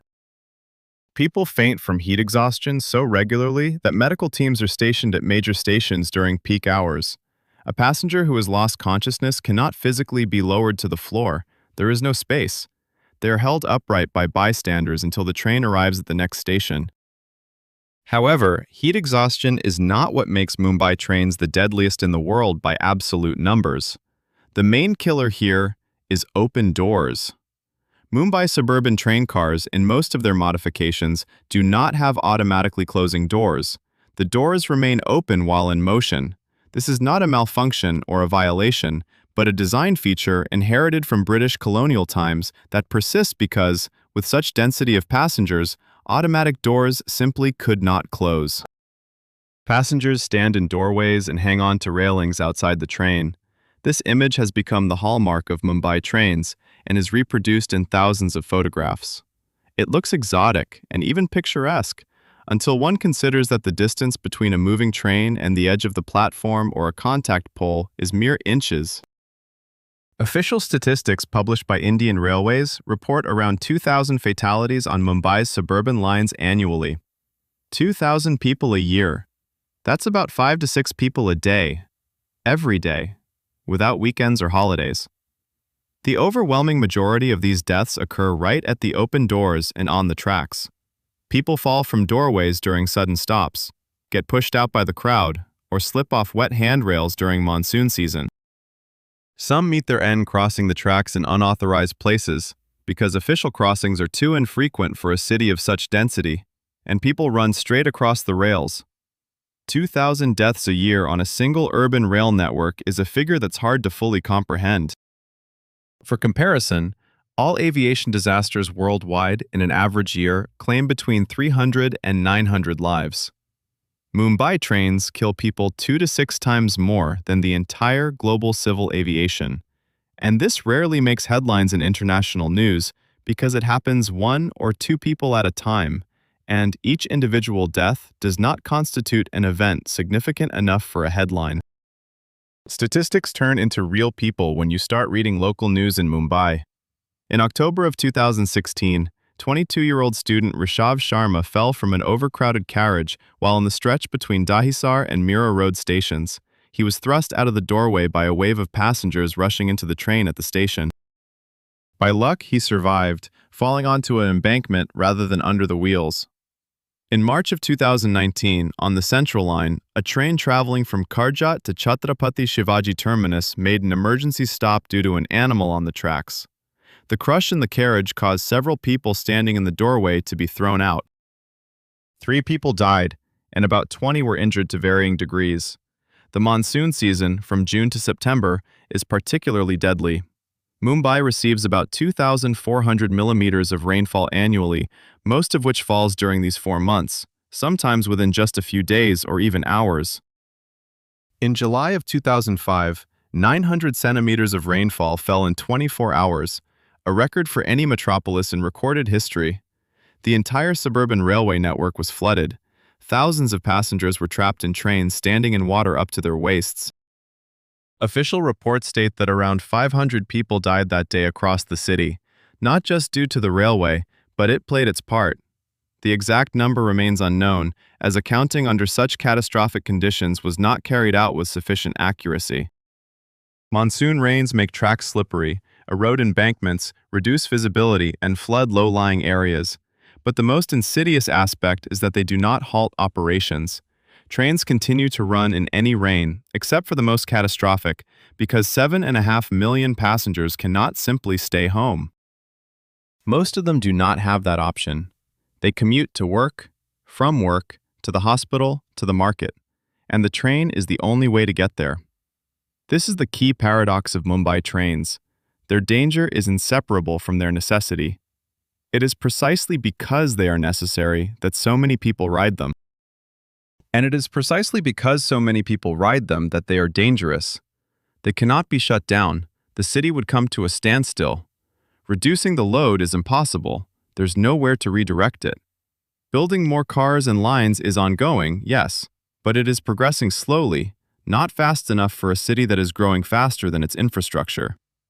The railway police in Mumbai maintains a special register, an accident book, which records all incidents on the tracks. Officer Sunil Patil, who has worked on the Central Line for 12 years, described his job in an interview with Midday magazine as follows. Every morning I came to duty and knew there would be at least one incident today. Sometimes two, sometimes more. For 12 years, I can't recall a single day when there was nothing. This is not a complaint or a sensational note. It's simply a description of the working reality of someone whose job is to document the inevitable. At the same time, and this is important, passengers on the Mumbai trains do not perceive their daily commutes as something heroic or dangerous. For most of the 7.5 million, it is just a ride to work. People in the cars read newspapers, listen to music with headphones, eat packed lunches from home, and doze while standing, a unique art mastered only by seasoned commuters. Young people lean out of open doors not because they crave thrills, simply because it is a bit cooler outside than inside the carriage when it is 48 degrees. There is a special category of passengers, the seasonal commuters, people who have been traveling the same route for years and decades. They know every stop, every curve of the track, and recognize each fellow traveler by face. They know where to stand at which station to end up right in front of the doors of the right carriage. They know how to board the train amid the maximum crowd pressure, not by pushing straight through, but by moving sideways, using the flow of the crowd like a current that carries them in the right direction. It's not just a habit, it is a survival skill honed through years of daily practice. Mumbai trains are a mirror of the city itself. Overcrowded, noisy, brutally efficient, and simultaneously deadly for those who don't know the rules. The rules are not written anywhere. They are passed down from the veterans to the newcomers, from father to son, from neighbor to neighbor. A newcomer, finding themselves on the platform during rush hour for the first time, sees what Conrad would call darkness, an impenetrable mass of people moving with an unclear logic and unstoppable force.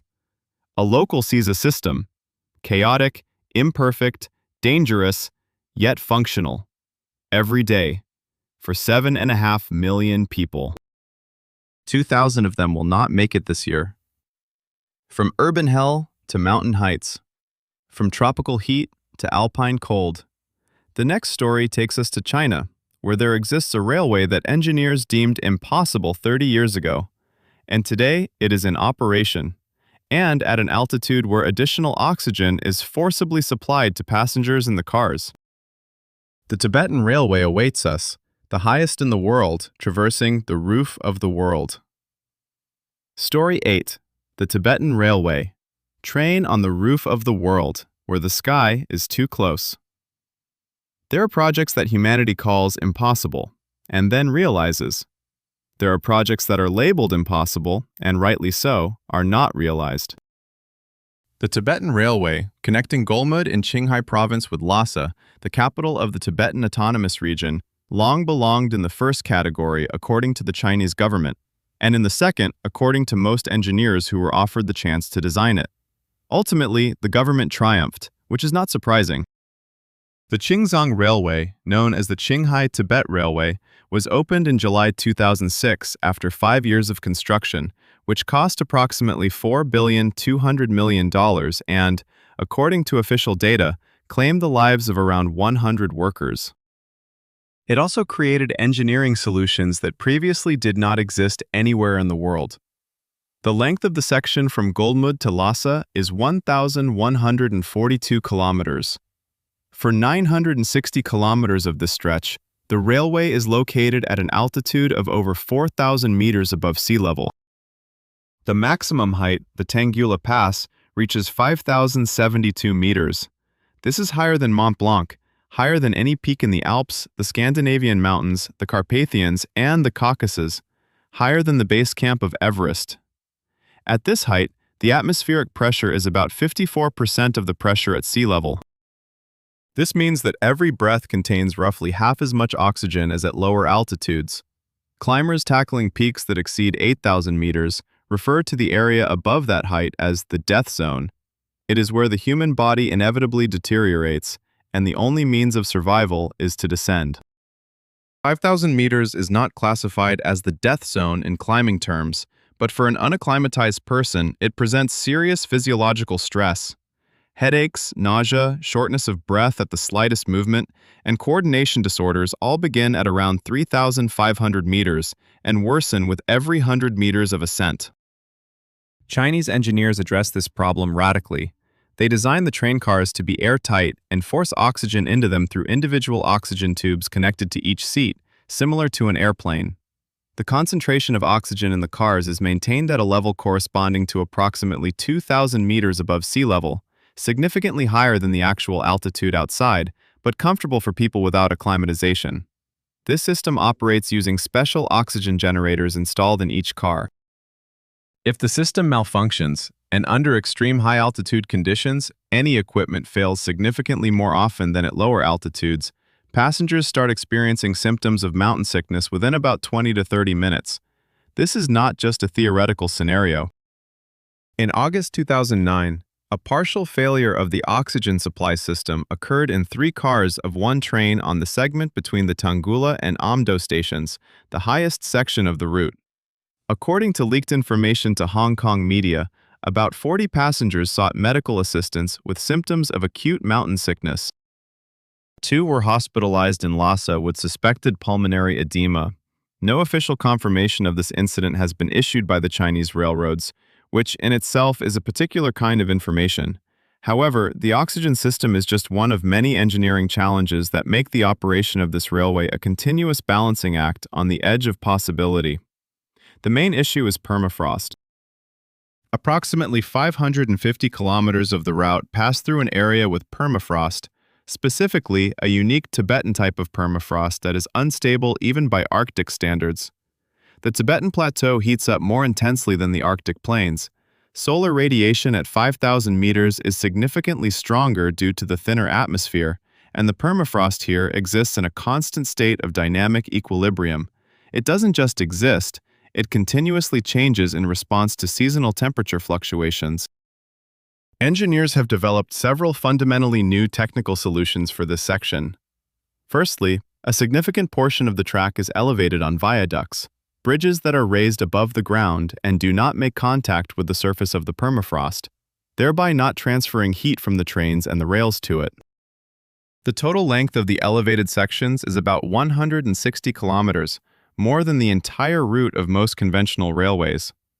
Secondly, thermosiphons, special tubes containing a refrigerant, are installed under the embankments in the most unstable areas, which extract heat from the ground in winter and keep it frozen. There are around 1,800 of these along the route, and all of them require maintenance. Thirdly, the embankments on the permafrost sections were built using special technology with insulating layers designed to protect the permafrost from heating. All of this works, most of the time. But climate change is affecting things. The average temperature on the Tibetan Plateau has increased by about 1.8 degrees over the last 50 years, significantly faster than the global average. This means that the permafrost, for which stability calculations were made in the 80s and 90s, behaves differently than the designers originally anticipated. According to Chinese academic studies published in 2018, about 18% of the permafrost sections of the route show signs of instability exceeding project allowances. How to address this is a question to which engineers currently have no definitive answer. Another danger is posed by the climate of the plateau, which is unrelated to the permafrost. In winter, temperatures at the Tangula Pass drop to minus 40 degrees. The wind here is comparable to that in Patagonia, constant, strong, and reaching hurricane force in gusts. Snowfall can be so intense that it can cover the track to a depth of several meters within a few hours. Snow removal equipment operates along the line almost continuously in winter, and sometimes it cannot keep up. Movement is halted several times a year due to snowdrifts or ice avalanches from the surrounding slopes. In summer, during the rainy season, the threat takes a different form. The Tibetan Plateau receives most of its precipitation from June to September. The rains here are not as intense as in the tropics, but with unstable ground, they are sufficient to trigger landslides and washouts of the embankment. In July 2010, A series of landslides in the area between Ningxi and Lhasa damaged the track at 3 locations. The movement was halted for 3 days. Passengers from about 20 trains that were en route when the line was closed were evacuated by buses, a non-trivial task at an altitude of 4,000 meters, under continuing rain, and without roads near many sections of the route. However, the most subtle and unobtrusive danger of this road is not technical or climatic. It is the altitude itself, affecting passengers slowly and imperceptibly, even with the oxygen system in operation. The train from Beijing to Lhasa takes about 48 hours. Over this time, a passenger rises from 0 to 5,000 meters, gradually, but still significantly faster than what medical professionals recommend for safe acclimatization. The oxygen system alleviates the sharpness of the symptoms, but does not eliminate them completely. Many passengers arriving in Lhasa feel as if they have spent a sleepless night after intense training. For individuals with cardiovascular diseases or chronic lung conditions, this route is officially contraindicated, and this is stated on the website of the Chinese railways. However, practice shows that not everyone reads the warnings. Medical literature has documented several cases of death from heart failure directly on trains in the high-altitude section of the route. Exact statistics are not published. The political dimension of this road adds another layer, social danger, to its physical risks. Tibet is an area of political tension that has periodically escalated into open conflicts, especially in 2008, ahead of the Beijing Olympics. The railway was built partly as a tool for political integration. It allows rapid deployment of military units and ensures a mass influx of Chinese migrants into Tibet. Tibetan activists refer to it as a colonial artery. The Chinese government calls it a gift to Tibet. Depending on the viewpoint of the passenger, a trip on this road takes on additional meanings that are not listed in any schedule. Foreign tourists wishing to enter Tibet, and thus to travel on this railway, must obtain a special permit, the Tibet Travel Permit, in addition to a regular Chinese visa. Permission is not always granted, and during times of political tension, foreign entry to the region is completely closed off. This in itself serves as a peculiar warning about the nature of the place to which this road leads. The view from the window is one of the most majestic sights one can see from a train anywhere on the planet. An endless brown-gold plateau under an ultramarine sky. A sky of such a deep blue that simply doesn't exist in the lowlands, where there is too much atmosphere between you and outer space. Herds of yaks on the horizon, monasteries on rocky ledges, white and red, with golden roofs that catch the sun and reflect it back into the sky. Snowy peaks that look as if they had been cut from paper, such as the sharpness of their edges against this impossibly blue sky.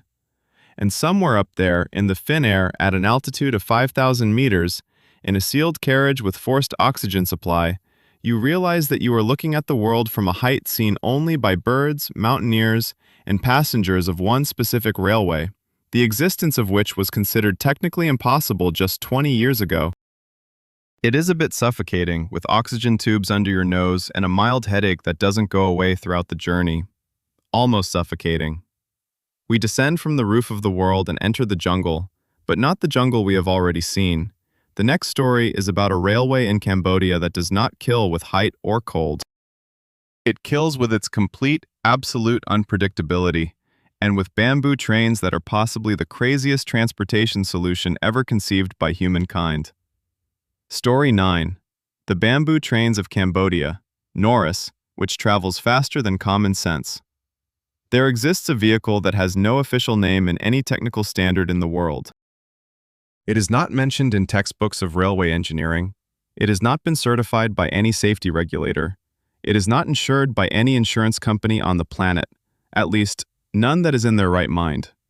However, for decades it has been the primary mode of transport for hundreds of thousands of people in the Battambang province in northwestern Cambodia. Locals call it Nori. Tourists call it the bamboo train. Engineers who see it for the first time generally do not call it anything at all because words run out. A nori consists of the following: a flat wooden platform measuring approximately 2 by 3 meters, constructed from bamboo slats. On the platform are two metal wheel bridges taken from old railway cars. The engine is a small gasoline motor from a water pump or a rotary tiller, with a power range from 6 to 12 horsepower, depending on what could be found. The transmission from the engine to the rear axle is via a drive belt. The braking system? The driver's foot pressed against the drive belt, which somewhat slows down the speed. The maximum speed is around 40 to 50 kilometers per hour on straight tracks. The carrying capacity is about 500 kilograms, though this limit is taken about as seriously as the schedule on the Congolese railway. This contraption travels on rails, those very same rails built by the French, laid in Cambodia during the colonial period from 1930 to 1952. The rails have a gauge of 1 meter, the standard of French colonialism in Indochina. After decades of war, the Pol Pot regime, which deliberately destroyed any modern infrastructure as bourgeois, and the subsequent period of complete governmental lawlessness, the rails have survived, rusty, sometimes crooked, and in places completely missing, but overall forming a continuous path. Official trains did not operate on this route.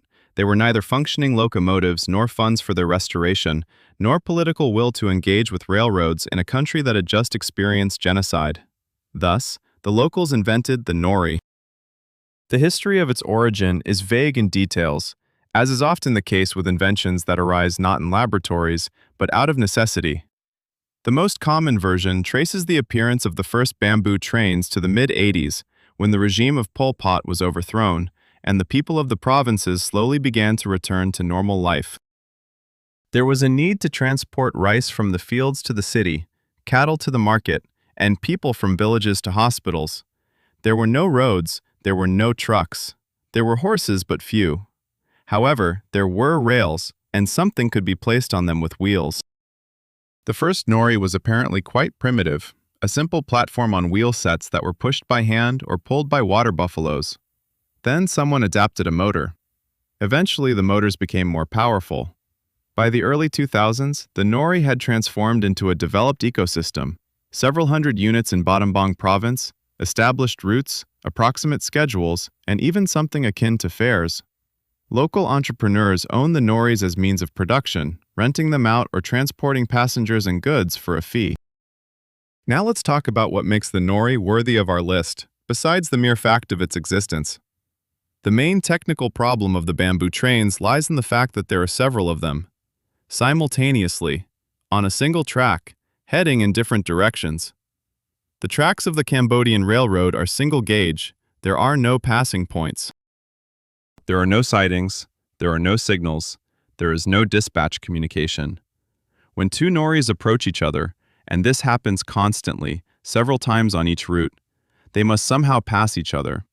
The solution, developed through practice, is ingenious in its simplicity. The one carrying less disassembles their nori. That's right. The platform is removed from the wheel sets. This takes about 2 minutes. The wheel sets are shifted off the tracks to the side. The platform is placed next to it.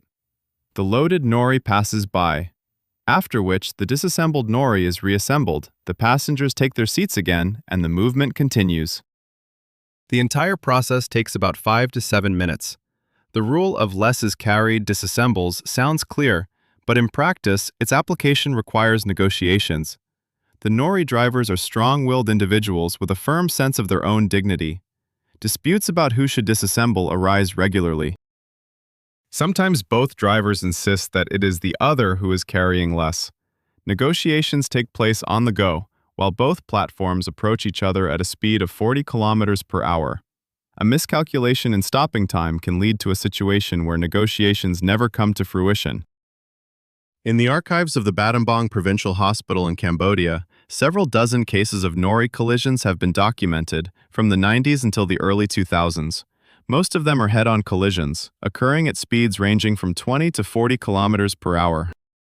The nature of injuries in such collisions is determined by the fact that passengers sit on an open, low platform without sides, seat belts, or anything to hold onto, except for the edge of the platform itself.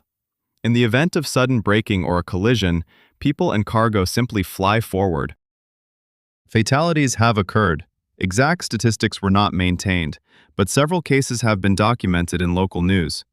In addition to oncoming traffic, the Nori presents several other threats to its passengers, each deserving of separate mention. The condition of the tracks is a persistent problem.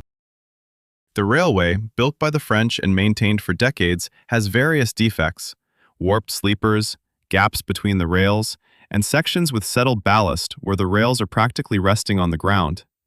In these areas, the Nori begins to vibrate at a frequency sufficient for unsecured parts to start falling off spontaneously. The drive belt, the most vulnerable part of the construction, can slip off on a vibrating section, leading to a sudden loss of traction.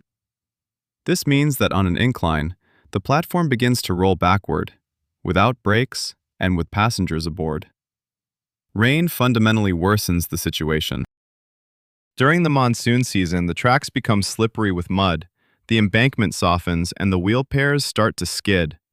On steep climbs, a loaded Nori may sometimes be unable to start moving at all in the rain. Passengers are forced to disembark and walk while the driver struggles alone, slipping and swearing to overcome the gradient. On descents, wet rails make foot braking against the belt practically ineffective, and speeds increase to levels where discussions of safety become purely academic. Night trips represent a separate category of risk. There is no lighting on the Nori. If there are lights, they are small battery-operated flashlights taped to the platform. Visibility in the Cambodian rural darkness is minimal. Nonetheless, night runs did exist and were in demand. People needed to make it to the morning market in Battambang, leaving their villages at 2 or 3 o'clock in the morning. The story of two Noris colliding in complete darkness on the stretch between Mang and Odambang in November 2003 was told in the province as a cautionary legend many years after it happened. Both drivers, to everyone's astonishment, escaped with minor injuries. The cargo of rice bags acted as a cushion. In 2006, Cambodia began to restore its regular railway network, first slowly, then more rapidly with support from Asian development banks. This meant the end of the Nori on those routes where real trains began to operate. Bamboo platforms are incompatible with locomotives in the same way that a bicycle is incompatible with a truck on the same lane. The Nori gradually began to be pushed out of service, first from major lines, then from secondary routes. By the year 2012, regular transport using the Nori in the province of Battambang had nearly ceased. Then something unexpected happened. The Nori became a tourist attraction. Foreign travelers, having learned about this phenomenon from guidebooks and the internet, began to visit Battambang specifically to ride the bamboo train. Local entrepreneurs quickly adapted. Several Nori were preserved especially for tourists on a short stretch of track about 6 kilometers from the village of Odambang. Today, the tourist Nori offers a controlled experience. The speed is moderate, the tracks are checked, and there are no collisions because tourist trips are coordinated. It is safe enough to sell as entertainment, but not enough for one to forget that beneath you lies nothing but bamboo and old metal on rusty rails just 30 centimeters from the ground. The authentic Nori, used for transporting rice and people in the dark of Cambodian nights, with no brakes and no rules, has vanished. Its tourist version remains, mild and well-groomed. However, if you look out the window of this charming tourist platform at the surrounding rice fields and palm trees, at the red earth of Cambodia, and at the horizon beneath the pale tropical sky, you can still sense something of that original, unrestrained ingenuity born from desperation that created this transport. A country that survived genocide had nothing, and it made a train out of nothing. A bad, dangerous, unreliable train. But a train that ran, that deserves respect, even from a safe distance. From Cambodia to Bolivia, from tropical heat to high-altitude desert. The next story is about a train that Bolivians call Trencito, which connects two cities across the Uyuni Salt Flat, the largest salt desert in the world. This is a route where the track literally dissolves into salt, the horizon disappears, and the only navigational point is the rails vanishing into the white nothingness. Story 10. The Ghost Train of Bolivia. The rails leading into the white nothingness. There are places where reality loses its usual reference points so completely that the mind begins to doubt its own functionality. The Uyuni Salt Flat is one such place. 10,582 square kilometers of absolutely flat white surface at an altitude of 3,656 meters above sea level, surrounded by volcanoes and devoid of any landmarks, no trees, no hills, no shadows, no horizon in the usual sense of the word. In the dry season, it becomes a mirror of salt that reflects the sky with such precision that you lose track of where the ground ends and the air begins. In the rainy season, it turns into a shallow lake just a few centimeters deep, in which the sky is truly reflected, and the effect doubles to completely dissolve any sense of up and down. Rails run through this space. The Bolivian railway network is one of the most tragic stories of railway construction in Latin America, which, in itself, is a remarkable achievement against the backdrop of an exceptionally competitive landscape. In the late 19th and early 20th centuries, Bolivia was actively building railroads, using revenues from tin and silver mining. The network grew to nearly 4,000 kilometers of tracks connecting mountain towns, mining settlements, and borders with neighboring countries. It was an ambitious, costly, and, as it turned out later, doomed system. The collapse of the tin-silver economy in the mid-20th century crippled railway funding. The nationalization of mines under the administration of Paz Estenssoro in 1952 changed the economic logic of transport routes. The construction of highways provided an alternative. By the 70s, a significant portion of the Bolivian railway network was operating at a loss, and by the 90s, it was essentially abandoned. Today, in the vicinity of the city of Uyuni, there exists a train graveyard. Literally, an open space in the desert where dozens of locomotives and cars have rusted since the 20s of the last century. This has become a tourist attraction, which, once again, reflects that distinctly human transformation of tragedy into entertainment, as we have previously mentioned concerning the bridge over the River Kwai. However, some tracks continue to operate, and it is the functioning section of the line crossing the outskirts of the Uyuni salt flat, from the city of Uyuni to Oruro in the north and to the Argentine border in the south, that is the subject of our discussion. Building the railway through the area near the salt flat was an engineering challenge, the solution of which required several attempts and the destruction of several sections of track before a satisfactory method was found. Salt is a more ruthless enemy of iron and concrete than time. Sodium chloride seeps into the tiniest cracks of the metal and destroys it from the inside with an efficiency that any acid would envy. Steel rails near the salt flat corrode several times faster than under normal conditions. Bolt connections at rail joints become overgrown with salt crystals, which dissolve during the rainy season and crystallize again, creating stresses in the metal that gradually destroy the fastening.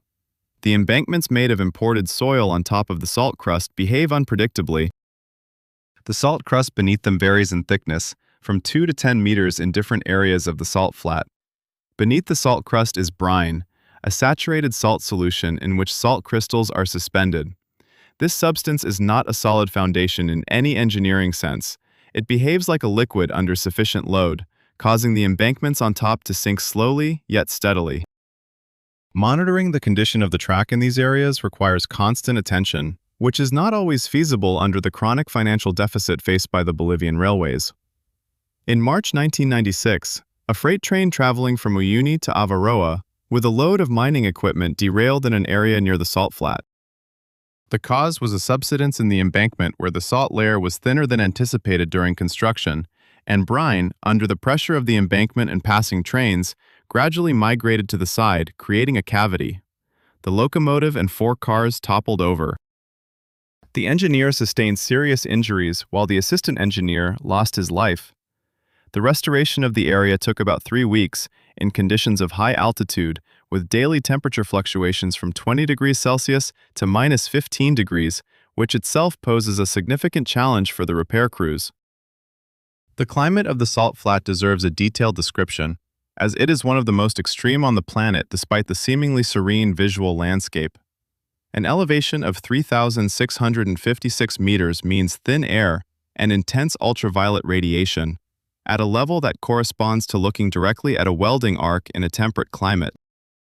The open white salt surface reflects about 85% of sunlight, creating a double exposure effect, direct sunlight from above and reflected light from the salt below. Unprotected skin can suffer sunburn here in just 20 to 30 minutes, even on cloudy days. Eyes without quality sunglasses can experience temporary blindness in just a few hours. At night, temperatures on the salt flat can drop to -25 to -30 degrees even during the summer months of the southern hemisphere. This is due to several factors: the altitude, the lack of vegetation and bodies of water that would retain heat, and the exceptional dryness of the air, which makes thermal radiation from the surface extremely effective. During the day, heat and ultraviolet. At night, Arctic cold. The daily temperature variation reaches 50 to 55 degrees. Such a range is catastrophic for any metal structures. With multiple cycles of expansion and contraction, bolt connections gradually loosen, welds crack, and rail joints separate. A train passing through these areas at night moves in conditions that are difficult to convey in words to anyone who hasn't seen the salt flat in darkness. The moon over Uyuni shines with enough intensity for reading. Moonlight reflected from the salt creates a ghostly bluish-white glow in which the entire landscape appears like a frame from a science fiction film. There is no horizon.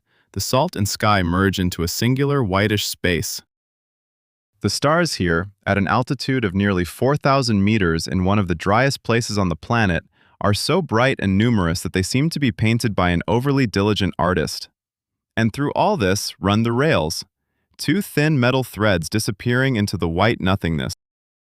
Passenger trains on this route, the Expreso del Sur, connecting Uyuni with Oruro and Villazón on the Argentine border, run several times a week. The schedule is followed with varying success.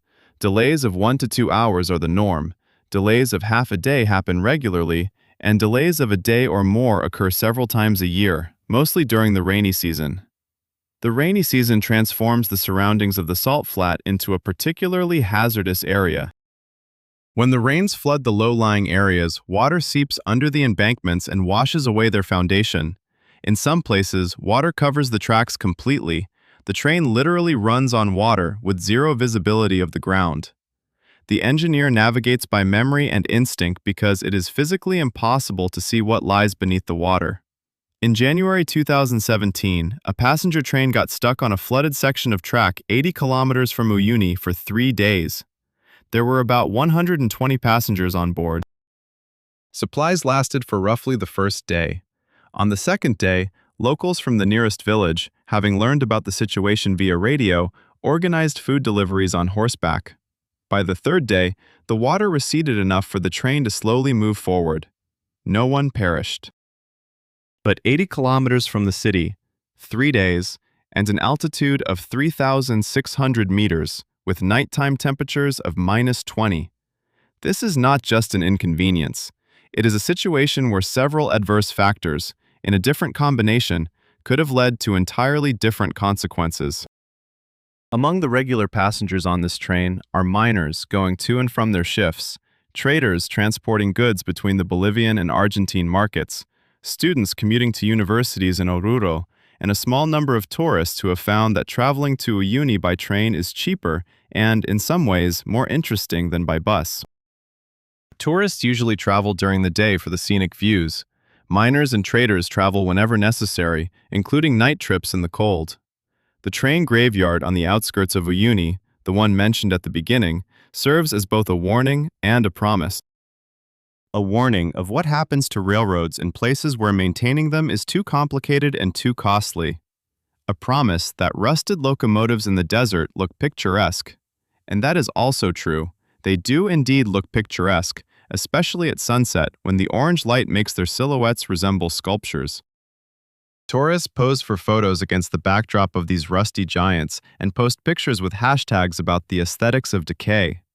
The operating train near this graveyard is a vivid reminder that decline is not always aesthetic and does not always occur slowly. Sometimes it happens quickly, in the night, on washed-out tracks, 80 kilometers from the nearest habitation, at a temperature of -25. But as long as the tracks hold, the train runs, through salt, through frost, through the white nothingness. Because people need to get from one place to another, and this train is the only way. From the Bolivian void to the Russian taiga, the next story is about the Baikal-Amur mainline, BAM, the construction of which stretched over decades and cost the lives of so many people that the actual number is still a subject of debate among historians. The road through the largest forest on the planet, across seismically active zones, permafrost, and rivers that refuse to be crossed. Story 11. BAM. The road built by the country that the taiga did not forgive. There are constructions that become myths even in their own time, not because they are beautiful or successful, but because they are so enormous, so stubborn in their claim to the impossible, that the sheer scale of the idea turns into a legend regardless of the outcome. The Baikal-Amur mainline, BAM, is exactly this kind of project. 4,324 kilometers of railway track, through the harshest and most impassable part of Siberia, from Ust-Kut in the Irkutsk region to Sovetskaya Gavan on the coast of the Sea of Japan. It crosses 7 mountain ranges. It passes over 11 major rivers. It traverses zones of constant seismic activity. It runs through permafrost stretching for about 1,000 kilometers. Beyond the railway line, the taiga stretches for thousands of kilometers in every direction with no signs of human presence. The Soviet Union began constructing BAM in 1974, officially with fanfare and Komsomol vouchers, although the first attempts to lay the road in this direction were made as far back as the 30s by prisoners, which ended in nothing but thousands of frozen bodies in the taiga. The official BAM was built differently, by volunteers lured by increased salaries, the romance of exploring Siberia, and the promise of individual apartments in new towns along the route. This was the last great Soviet construction, the last time the state managed to mobilize a mass labor enthusiasm for a project of such scale. 2 million people worked on BAM at various times over 20 years of construction. The official opening of through traffic took place in 1984. This was a lie, a good-faith, ceremonial, televised lie. The Golden Link hammered at the Kwanda station in October of '84 connected 2 sections of the track, between which one small question remained unresolved: the North Baikal Tunnel. 15,300 meters through the North Baikal Ridge, at that time the longest railway tunnel in the Soviet Union and one of the most complex in the world. It began excavation in 1975 and was completed in 2003. 28 years. During this time, trains were rerouted, using a temporary serpentine path over the ridge, so steep that it required 3 locomotives and a speed of no more than 15 kilometers per hour to traverse. The story of the construction of the North Baikal Tunnel is a concentrated expression of everything that makes BAM worthy of our list. The ridge through which the tunnel was laid turned out to be geologically significantly more complex than preliminary surveys indicated. The rock formations here are in a state of constant tectonic stress. The Baikal Rift Zone, one of the most seismically active regions in Russia, runs right through here. Earthquakes with a magnitude of 4 to 5 occur several times a year. Stronger ones happen on average once a decade. In February 1980, a 6-magnitude earthquake collapsed a previously completed section of a tunnel that was about 800 meters long. Inside, at the moment of the collapse, there was a tunneling crew of 22 people. The rescue operation lasted approximately 120 hours. It was possible to save 18 people through side shafts, which were manually drilled parallel to the main tunnel after 3 days of continuous work. 4 people lost their lives, caught in the collapse at the moment of the earthquake. Work on the collapse section resumed after 1 month. There were no other options. Groundwater turned out to be the second major issue for the tunnel. The Severomuysk Range is literally permeated with pressurized aquifers. During tunneling, these layers were breached and water surged into the excavation with enough pressure and speed to knock an adult man off his feet. Several times throughout the construction history, flooding of the excavations led to the death of workers. People did not manage to evacuate before the water rose to critical levels. The exact number of fatalities during the construction of the tunnel has never been officially recorded. However, the Severomuysk Tunnel is just the most well-known episode in the long history of disasters on the BAM. The very route along which trains currently run is a constant source of problems, not because it was poorly constructed, but because it traverses an area where nature consistently and methodically works against any human infrastructure. Permafrost on the BAM is not the stable, predictable flat permafrost found on the Norilsk Road. It is mountain permafrost, discontinuous and heterogeneous, containing underground ice of the most bizarre shapes and sizes. Ice lenses can reach several meters in diameter. When such a lens thaws, and climate warming accelerates this process, a cavity forms above it, causing everything on top to settle. Embankments in such areas require continuous replenishment of soil and adjustment of tracks. Some sections of the line have been rebuilt 5 to 6 times, as standard engineering solutions simply do not work here. Seismic activity adds an element of unpredictability to this picture, against which engineering solutions are ineffective. You cannot reinforce the track against earthquakes. You can only build it in such a way that damage during an earthquake is minimal and can be quickly repaired. On the BAM, there are special rapid response crews, track workers who live along the route in small settlements and are obligated to inspect the track immediately after any seismic event of magnitude 3 or higher. Such events are not rare. There are between 20 and 40 each year at various points along the route. January 1989. An earthquake measuring 7.1 on the Richter scale struck near the Severodvinsk station. It was one of the strongest earthquakes in the history of the Baikal-Amur mainline during its operation. A stretch of track approximately 40 kilometers long sustained varying degrees of damage. There were rail shifts over 12 kilometers and embankment deformations threatening train derailments over 3 kilometers. Rail traffic was halted for 3 days. Recovery efforts took place in temperatures as low as -42 degrees. January in Severodvinsk is not kind to sentimentality. Fortunately, there were no casualties among passengers during this earthquake, due to a fortunate turn of events. The train that was scheduled to traverse the most damaged section at the moment of the tremor was delayed at the previous station for technical reasons. The 1.5-hour delay saved the lives of everyone on board.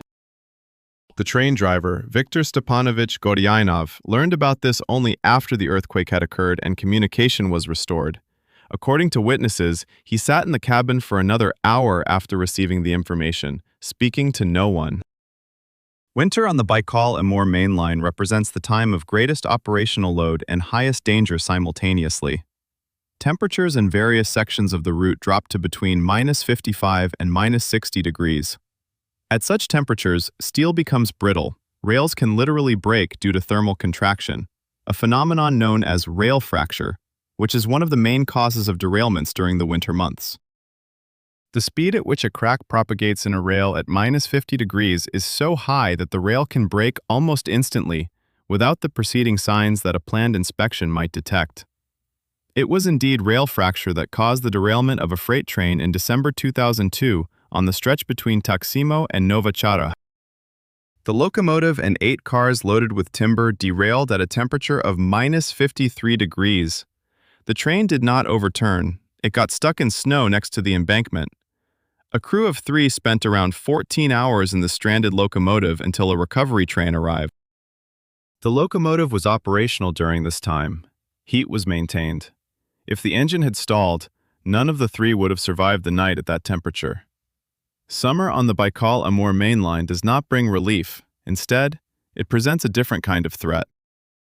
Forest fires in Siberia have escalated over recent decades to levels incomparable with historical norms.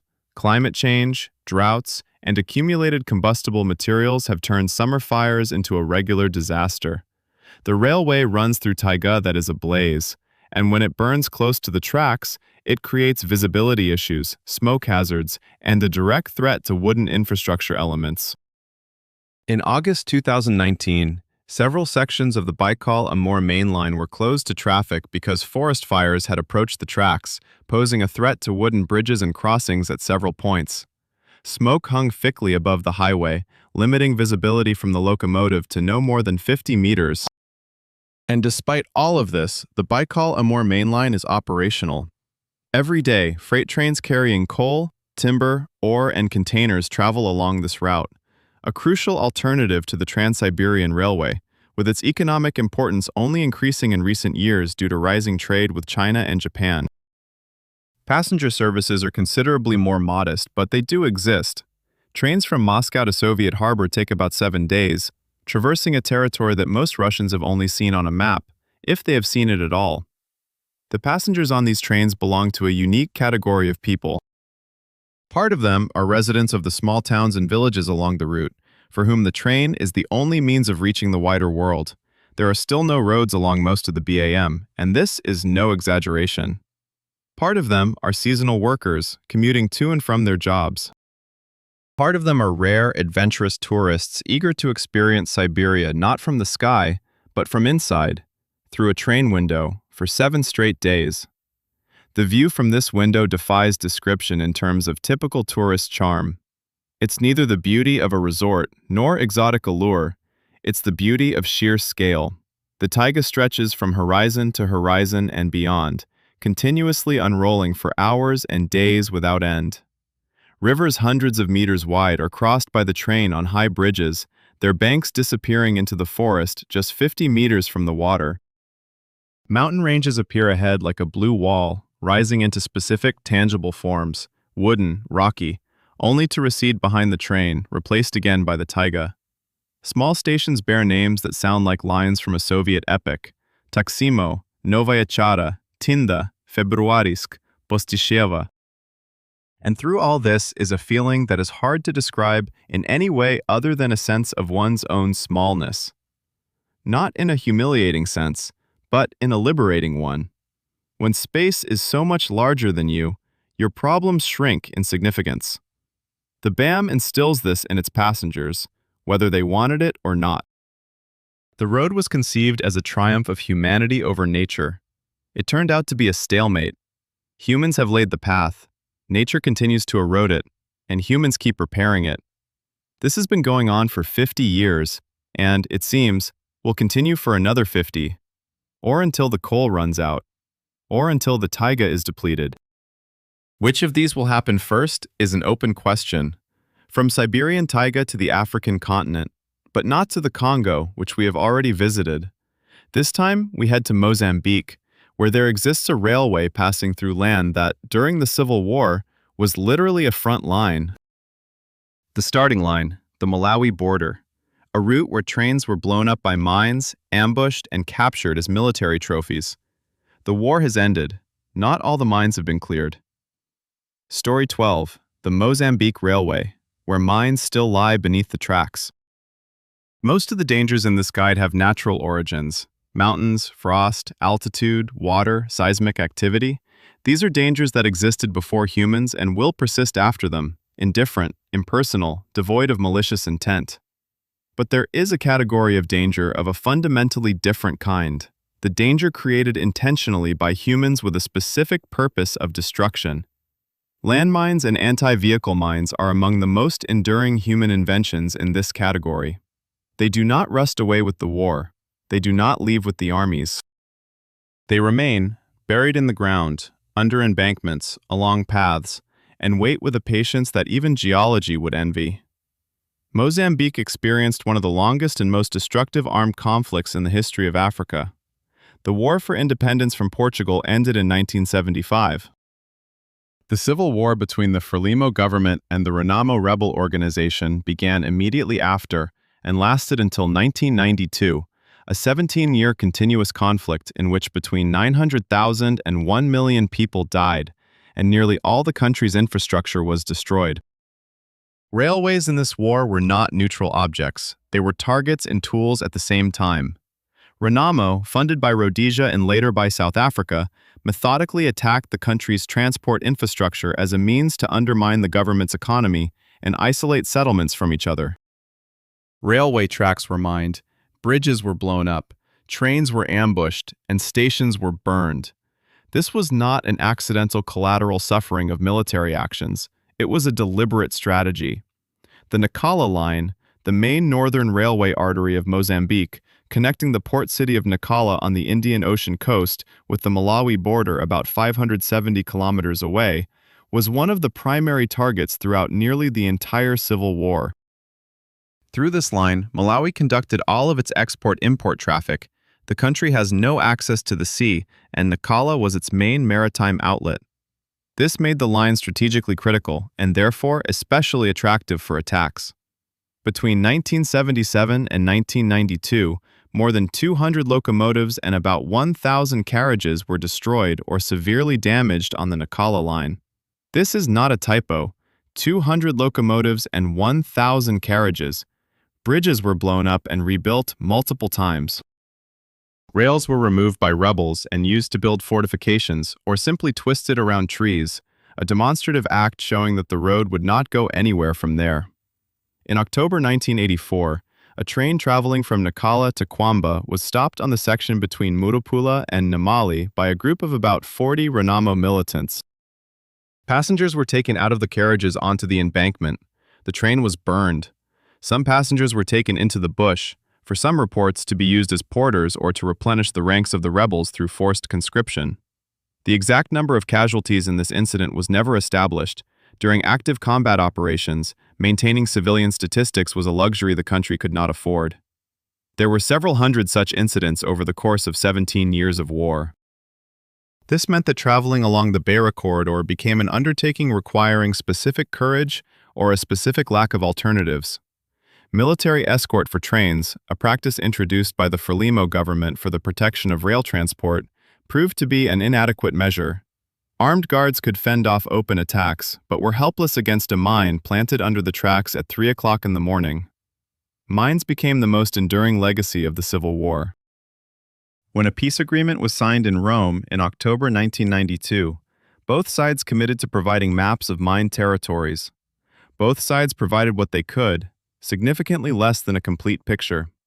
Many mines were laid without documentation, during nighttime operations by small groups, without precise coordinate recording. Some records were destroyed or lost over the years of war. Some never existed at all. According to estimates from international demining organizations that operated in Mozambique in the 90s and 2000s, the country inherited between 2 and 3 million mines on its territory as a result of the war. The majority were anti-personnel mines, but along the railway lines and approaches to bridges, there were also anti-transport mines designed to detonate under the weight of a vehicle. These mines are particularly relevant to our discussion about the railways. The international campaign to ban anti-personnel mines, which received the Nobel Peace Prize in 1997, made Mozambique one of its key projects. Demining efforts began in earnest in the mid-90s. International organizations such as Halo Trust, Norwegian People's Aid, and Handicap International were active throughout the country, methodically scouring fields, roads, and railway corridors. In 2015, Mozambique officially declared itself free from anti-personnel mines. This was a significant achievement and was met with great enthusiasm by the international community. 2 years after this declaration, in 2017, a cluster of anti-personnel mines was found in Zambezia province, of which no one was aware, not the government nor the demining organizations. Mozambique quietly adjusted its official statement. Since then, the wording has changed from free of mines to all known minefields have been cleared. The difference between these two phrases has practical implications for everything that moves on land in Mozambique, including trains on the Beira corridor. The restoration of the railway after the war took years. Bridges blown up by the rebels were rebuilt with the help of international donors, Japanese, Portuguese, European. Tracks were repaired and relaid. The rolling stock was brought in from South Africa and Zimbabwe. By the mid-2000s, the Nacala line was operational again, albeit irregularly with interruptions, but it was working. This was a significant achievement for a country that had been literally devastated down to its foundations in the early 90s. Today's journey along the Nacala line to Kwamba is an experience that is difficult to classify definitively. On one hand, it is a functioning railway with a schedule, tickets, and train carriages. On the other hand, the timetable is as conditional as it is in Congo. The carriages bear memories of when they were produced by the Portuguese Republic, and the route itself runs through territory that was an active conflict zone just 20 years ago. The landscape along the track bears the scars of war that will remain for several generations. Abandoned villages, settlements whose inhabitants were killed or fled and never returned, while the buildings are slowly being reclaimed by the bush. The remains of burned-out carriages that have not been removed from the side of the tracks, simply because there is neither money nor equipment to do so, have been lying there for 30 years, gradually being overgrown with grass. The bridges, rebuilt after the war with Japanese grants, consist of new structures on the old foundations laid by Portuguese engineers in the 50s. Local train drivers are familiar with the sections of track that they navigate more slowly than usual, not due to official regulations, but through collective memory passed down from the older generations. Here we go cautiously, a phrase that requires no explanation for those who grew up in this country during that time. What exactly cautious means in relation to railways in the context of landmine threats is a question that technical regulations do not answer, because no such regulations account for this scenario. Experience has shown that mines along railway tracks in Mozambique, unlike those in fields and roads, lead to incidents significantly less frequently. There are several reasons for this. Firstly, anti-vehicle mines are designed to detonate under the pressure of wheels, not rails, and a train, with its weight distributed across the rails and ties, exerts pressure on the ground differently than a vehicle. Secondly, in the 30 years since the war ended, most mines near actively used tracks have been cleared, either intentionally or triggered by natural causes like ground movement, tree roots, or subsidence. Thirdly, and this is the most alarming part, we simply do not know how many mines near the tracks remain undiscovered and undetonated. In September 2004, on the stretch between Lurio and Makuba, a maintenance crew's draisine was blown up by a mine that had apparently been laid during the war. The explosion occurred under the front axle of the draisine. 2 workers were killed and 3 sustained varying degrees of injury. A subsequent inspection of the area revealed 3 more mines within 100 meters of the explosion site, all anti-vehicle mines, all in operational condition more than 10 years after the war had ended. This happened 12 years after the signing of the peace agreement, 8 years after the start of active demining. In an area that was officially considered safe, demining along the start line was officially completed in 2010. The organizations carrying out the work used metal detectors, trained dogs, and in some areas, specialized machines. According to their data, several thousand landmines and explosive objects were discovered and destroyed along the road and in the adjacent strip, 50 meters wide on each side. 50 meters is the width of the corridor in which they searched. Beyond this corridor lies the bush, where the war left what it left, and which has not been systematically checked. This is partly because it is physically impossible. The area of potentially mined land in Mozambique far exceeds the capabilities of any demining organization. The train traveling along the start line today moves through a safe corridor. That is true. It's just that this corridor is 100 meters wide in the area that was checked and has an unknown width in the uninspected area. The boundary between these 2 zones is not marked anywhere. This is not a reason not to travel. It is a reason to understand where you are going. The 13th story is the last in our guide. It is about a train that is not killed by mountains, frost, altitude, war, or mines. It is killed by speed. The speed at which modern civilization has decided it can move across the planet. The Spanish disaster in Santiago de Compostela in 2013, a story about how the safest transportation system in the world turns into a trap the moment one person forgets one rule. Story 13, the train at Santiago de Compostela, when speed becomes a sentence. All previous 12 stories share a common feature. Danger was built into the very nature of the route. Jungles, mountains, permafrost, war, altitude, salt, wind. Each of these was visible, tangible, predictable in its unpredictability. Any reasonable person, having studied a map or looked out the window, could say, "Yes, this is dangerous. You could die here." The danger was honest. It was not hidden. Story number 13 is different. It is about a route that, by all formal indicators, was one of the safest in the world. A modern country, modern trains, modern infrastructure, professional staff, strict regulations, multi-level control systems. The European Union with its safety standards, which are among the most stringent on the planet. And yet, 78 fatalities in 80 seconds. On the 24th of July 2013, Spain, Galicia, the suburbs of Santiago de Compostela, the city that has been the final destination of one of the main Christian pilgrimage routes in Europe for 1,000 years. It was 1841 local time. The train Alvia number 151, traveling from Madrid to Ferrol, enters the curve at a location called Angraf, the last major turn before arriving at the Santiago de Compostela station. The allowable speed on this curve is 80 kilometers per hour. The actual speed of the train upon entering the curve was 192 kilometers per hour. The difference was 112 kilometers per hour. Or in other words, the speed exceeded the limit by 2.5 times.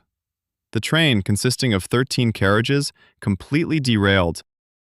All 13 carriages went off the tracks. The front carriages crashed into the concrete wall of the overpass. The rear carriages rolled onto the fronts. A number of carriages overturned and collapsed. This occurred in approximately 80 seconds from the start of the derailment to full stop. There were 222 passengers and 4 crew members on board. 78 people lost their lives. 143 were injured, of which 31 were classified as severe. This was the largest railway disaster in Spain in the last 40 years, and one of the most tragic incidents in the modern history of European railways. The train driver, Francisco José Garzón Amo, a 50-year-old experienced railway worker with 20 years of impeccable service, survived. He was found among the debris with moderate injuries. In the early hours after the disaster, he called for help, apparently in a state of shock. Recordings of his conversations in the cabin, made by the onboard recorders, revealed that about 7 minutes before the disaster, Garzón was speaking on a service phone with a railway inspector, discussing the route for the next section of track. The conversation continued until the train was already entering the fateful curve. It was only then that the driver realized he had not been able to slow down, and in the next few seconds he tried to brake. It was too late. The last thing captured by the recorders before the crash was his voice uttering a few words. According to available data, these were words that, when literally translated from Galician, mean something close to, "Lord have mercy." Garzón Amo was charged with criminal liability. The Spanish court accused him of 78 counts of involuntary manslaughter due to negligence. The trial lasted several years. The defense insisted that the safety system on this section of track had significant shortcomings that were equally responsible for the disaster. And the defense had grounds for this position. The stretch of track at Angraf was at the junction of 2 different traffic management systems. The main part of the route from Madrid was equipped with an automatic speed control system, ASFA and ERTMS, which automatically applies brakes in case of exceeding the allowed speed. However, it was precisely on this section, just before Santiago de Compostela, that the train switched to an old infrastructure that was not equipped with an automatic braking system. This meant that at the fatal curve, the only mechanism for speed control was a person, the engineer, who was responsible for remembering to slow down and doing so on their own. The documents revealed during the investigation showed that the dangers of this section were known to railway specialists even before the disaster. A few months prior to the tragedy, another engineer reported that he had nearly exceeded the allowable speed at the same curve. He was saved only by having set a reminder for himself shortly before the hazardous area. The report was documented and filed. No technical changes were made to the area before the 24th of July. The infrastructure operator, a state company known as ADIF, was also held accountable. They were charged with failing to take safety measures in the dangerous section. The trial concluded in 2023, 10 years after the disaster. Garzón was found guilty and sentenced to 2 years of probation. ADIF was deemed partially responsible. None of the company's representatives received actual prison time. The relatives of the deceased received the verdict with bitterness, not only because of its leniency, but also because it marked the end of the process, leaving unanswered the question that had troubled them for a decade. How could this have happened? How did a modern European railway, equipped with all known safety systems, allow a catastrophe that stemmed from simple human distraction over a few kilometers? This question is more important than the court's verdict, and the answer is uncomfortable, for all of us, not just for Spanish railway workers. Modern transportation systems are built on the principle of multi-layered protection against errors. Automation duplicates human oversight. Humans replicate automation. Regulations, inspections, briefings. These create a system in which a single mistake should not lead to a disaster, as it should be compensated for by the next level of protection. This principle works. It works the overwhelming majority of the time. It would have worked on this route, if not for the gap created between the two safety systems, wherein a single human error went uncompensated. The gap existed not because someone was malicious. It existed because the construction of new infrastructure outpaced the modernization of the old, creating a mismatch at the junction, which was known, which was planned to be rectified, and which was not fixed in time. This is not the criminal fault of any specific individual. It is a systemic vulnerability that was bound to manifest sooner or later. It manifested on the 24th of July, 2013, at 6:41 in the evening.